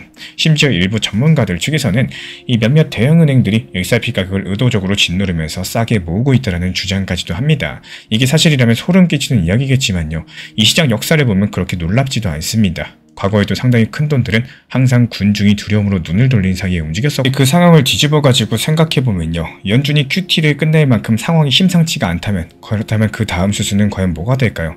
바로 유동성 공급, 다시 말씀드려서 돈풀기가 될 겁니다. 이 경기 침체 공포가 커지면은 중앙은행과 정부는 결국에 돈을 풀어서 경기를 부양할 수밖에 없겠죠. 겉으로는 위기설이 돌겠지만요. 그 이면에서 이미 정책 기조가 180도 선회하고 있다는 거고, 연준이 긴축을 잡고 이 미국 정부도 간신히 셧다운 피하면서 역대 최대 728조 원 규모의 예산안을 밀어붙이는 모습들 그 자체가 증거라는 겁니다. 겉으로 봤을 때 큰일이다 이러면서 실제 행동은 돈을 쓸 테니까 막아보자로 나타나고 있다는 거고, 이런 모순된 상황이 바로 지금 시장의 갈등 구조가 될 거예요. 이 표면적인 뉴스랑은 다르게 마쿠에서는 유동성 유지랑 경기 부양을 위한 준비 작업들이 시작되고 있다는 거, 그리고 이런 전환기를 맞아서 똑똑한 스마트머니들은 슬슬 움직임을 시작을 했습니다. 그렇다면 여기서 중요한 거는 곧 풀려나오게 될 유동성입니다. 즉 다시 시작할 돈들은 과연 어디로 갈 수 있을까요? 예전처럼 무조건 부동산이나 주식만 바라보고 달려갈까요? 이번에는 조금 다른 경로들이 보이기 시작을 할 겁니다. 이 돈의 흐름을 이해하시려면은 물을 떠올리면 쉽습니다. 물이 고여있으면 썩지만요. 흐르기 시작하면 에너지가 되죠. 마찬가지로 시중에 돈이 돌기 시작하면 반드시 가장 효율적인 경로를 찾아서 흘러 들어갑니다. 그리고 지금 이 금융 시스템에서 가장 빠르고 마찰이 적은 파이프 중에 하나가 바로 XRP, 리플의 네트워크인데요. 그렇다면 여기서 왜 XRP일까요? 여기에는 몇 가지 이유가 있습니다. 먼저 속도랑 비용입니다. 리플 레저 같은 경우는 전 세계 어디로든 수초 내에 송금이 가능하고 거래 비용 자체가 은행 송금에 비해서 압도적으로 낮습니다. 이 글로벌 자금이 이동하기에도 이만큼 마찰 없는 파이프도 상당히 드물겠죠. 그리고 용도랑 수요를 보셔야 돼요. XRP가 단순 투기 코인이 아니라 국경 간의 결제에 실제로 활용되는 이런 유틸리티 코인이고요. 여기서 이미 리플사는 전 세계 300곳 이상의 은행과 금융기관과 파트너십을 맺고 이 송금 인프라를 구축해왔습니다.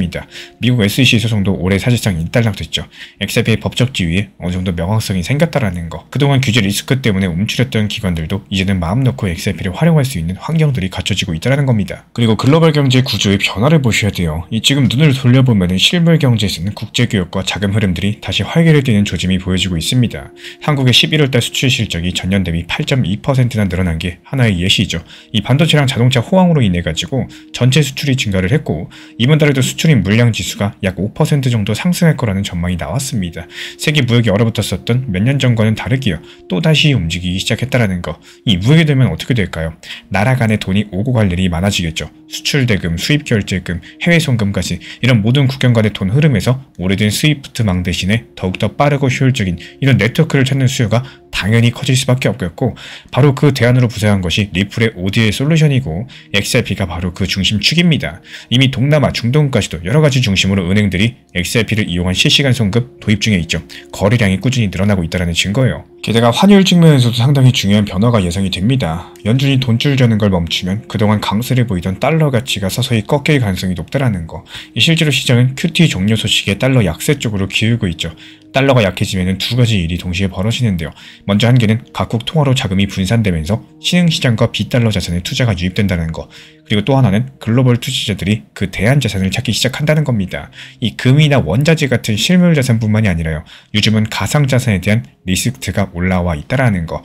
특히 비트코인은 디지털 금으로 이미 올해 엄청난 상승세를 보인 바가 있었죠. 이번 사이클에서도 그 상황이 비슷하게 흘러만 가준다면은 다음 차례는 XRP를 비롯한 주요 알트코인 차례가 될 수가 있겠습니다. 이미 XRP 가격 예전에 700원, 800원 하던 거에서 크게 반등해서 4,900원까지도 상승했었고, 지금 현재 시점에서도 3,000원대 구간입니다. 이 과거 최고치 대비했을 때 아직 낮은 수준인 건 맞겠지만 과거 최저점 대비했을 때도 여전히 XRP 가격은 꾸준히 우상향 중이라는 거. 이 급등과 급락을 반복하면서 앞으로도 가격 상승이 전망이 되고 있는 이유는 이 탄탄한 사용처랑 제도권 진입 기반까지도 갖추고 있기 때문에. 그리고 XRP는 단순한 밈이나 잡코인이랑은 결이 다릅니다. 돈줄이 다시 풀리고 달러 약세로 자금이 흘러드는 이런 국면에서는요, 실제로 쓸모가 있는 코인에 기관과 투자자의 관심이 집중될 가능성이 높다라는 거. 이 비트코인이 디지털 금이라면은 XRP는 디지털 금융 인프라에 가깝기 때문입니다.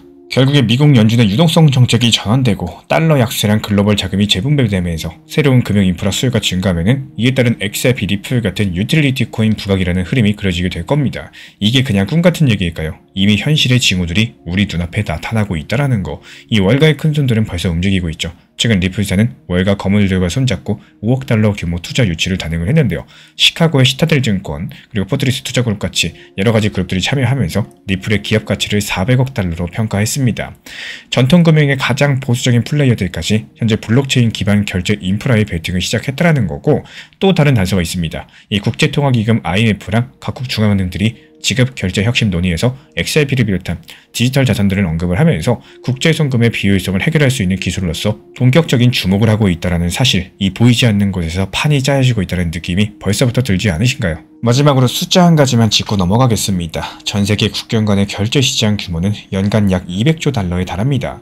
만약에 앞으로 몇 년 동안 XRP가 그중에 단 5% 정도만 실제 결제에 활용된다라고 가정을 해볼게요. 이 네트워크 유동성을 원활히 돌리고자 한다면은 대략 2조 달러어치의 XRP가 시장에 있어야 된다는 계산이 나오고, 현재 XRP의 통용량을 감안해 봤을 때 XRP 가격이 한 개당 수십 달러 수준으로 재평가되어야 가능한 규모입니다.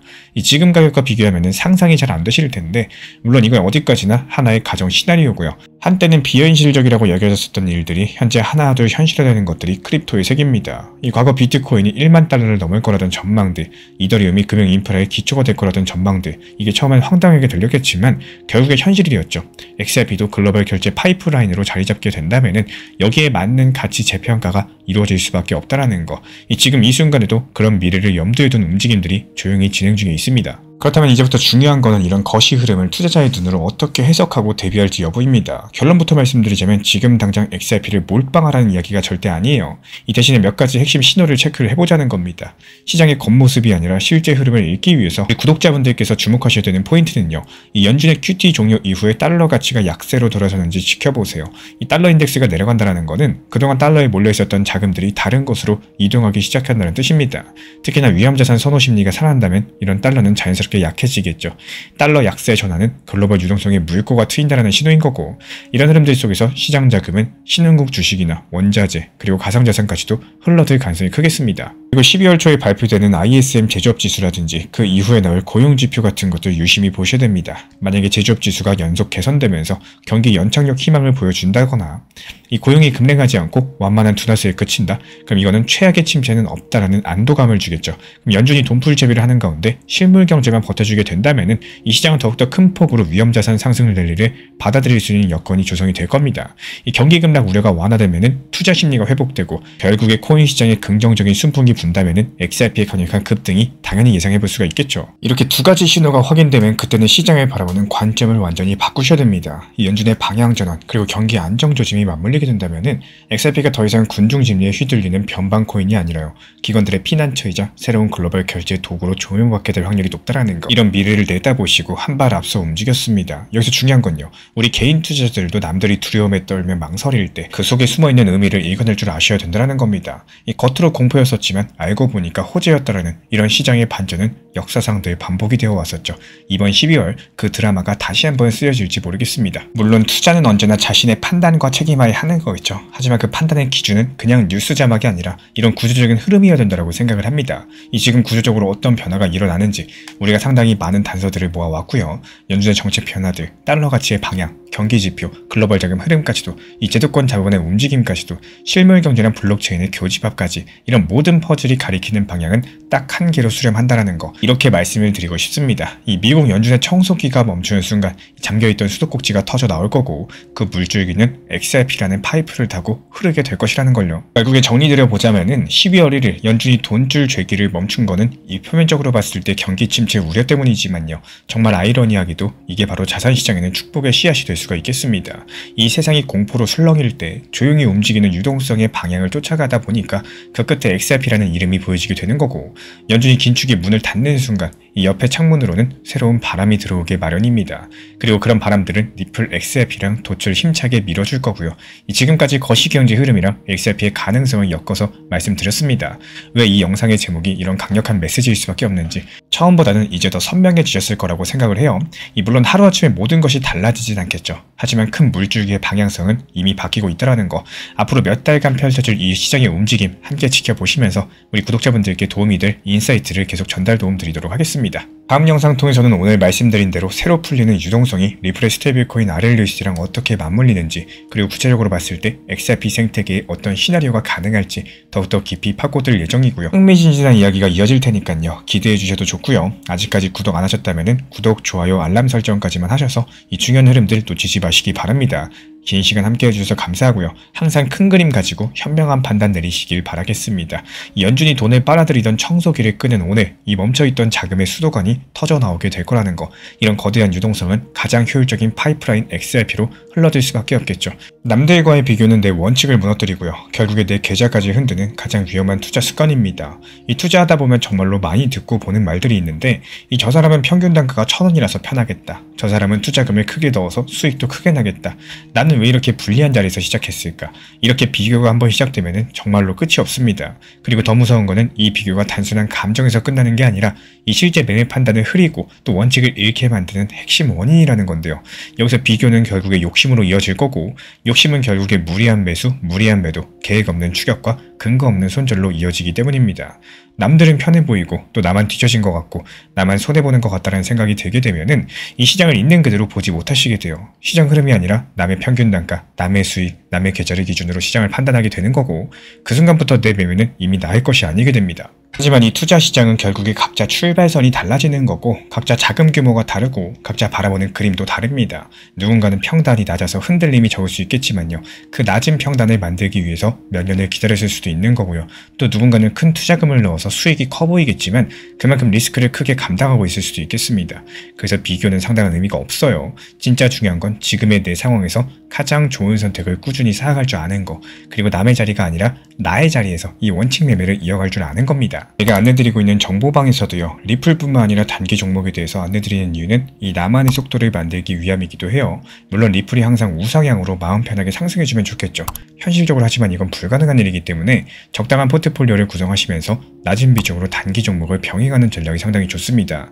단 항상 여기서 적당한 목표 타점을 걸어 놓으셔야지 효율적으로 안정적으로 대응이 가능하기 때문에 원칙 매매라는 게 정말로 중요한데요. 결국에 시장은 냉정하고 내 기준을 잃어버리는 순간 이 시장은 더욱더 가혹하게 굴러올 겁니다. 남들이 어디에서 사고 팔았는지 보다는 내가 어떤 원칙으로서 어느 지점에서 대응을 할지 그걸 지키는 분들이 결국에 오랜 시간 살아남게 되실 겁니다.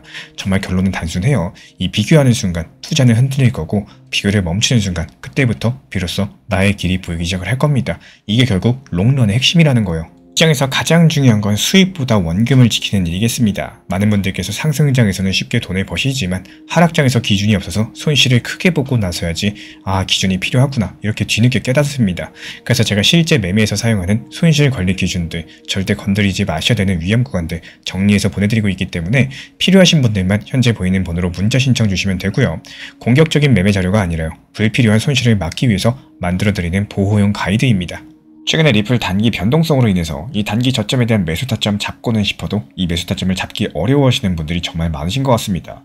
이미 제가 안내드렸던 리플 전용방에서 설명드렸던 중요 내용이지만요, 핵심 내용 6가지로 노하우 압축해서 한번 설명드려 보려고 합니다. 유튜브에서도 업로드 드리면서 짧게 설명드린 내용이지만요, 조금 더 쉽게 설명드리기 위해서 정보방에서 안내드린 내용으로 설명드려 보도록 하겠습니다. 우리 코인 신사 채널 5강 영상이에요. 리플 바닥 신호 잡기로서 조금 더 쉽게 단기 저점 찾아내는 방법이고요. 리플 XRP에 대한 이 단기 고점에 대한 매도 중요하겠지만요, 지금 같은 시장에서는 이런 단기 저점들을 얼마나 잘 찾아내고 여기에 대해서 원칙 매매를 활용할 수 있는지가 정말 중요한 타이밍입니다. 예를 들어가지고 강력하게 폭락하는 공포 구간에서의 바닥 신호라거나 이에 따른 거래량 움직임이 어떻게 됐을 때 바닥인지, 그리고 지지 구간 잡는 방법이라든지 각종 보조 지표를 활용해가지고 하락 음봉 패턴에 대해서 분석 도움 드리고 있고요. 여러가지 다양한 방법으로서 6가지 내용 중에 앞부분만 짧게 설명을 드려봤습니다. 이 시간 관계상 전체적으로 설명드릴 수가 없기 때문에 필요로 하시는 분들께서는 리플 전용 정보방 신청 주시면 참고해 보셔도 좋으실 것 같습니다. 단순하게 고점에서 매도에 대한 욕심만 생각하시다 보면은 결국에 단기 저점이라는 이런 중요 타점을 놓치게 되는 경우가 상당히 많습니다. 정보 커뮤니티에서도 중요 타점 찾는 내용에 대해서 안내드리지만요, 이 단기 저점에 대한 분할 매수, 여기에 대해서 중점적으로 안내드리는 이유가 시장이 안 좋았을 때 이 단기 저점 가지도 잘 활용할 줄 아신다면 결국에 시장이 다시 살아났을 때 단기 고점에서 만족할 만한 결과값을 만들 수 있기 때문이겠죠. 우리 정보방에서 영상 안내드리고 있기 때문에 필요로 하신 분들께서만 입장 신청해 주시면 안내 도움 드릴 예정이고요. 단 항상 말씀드린 것처럼 업비트, 빗썸, 현물 매매로서만 안내드리기 때문에 비중 조절, 원칙 매매 제대로 활용하실 분들께서만 입장해 주시면 감사하겠습니다.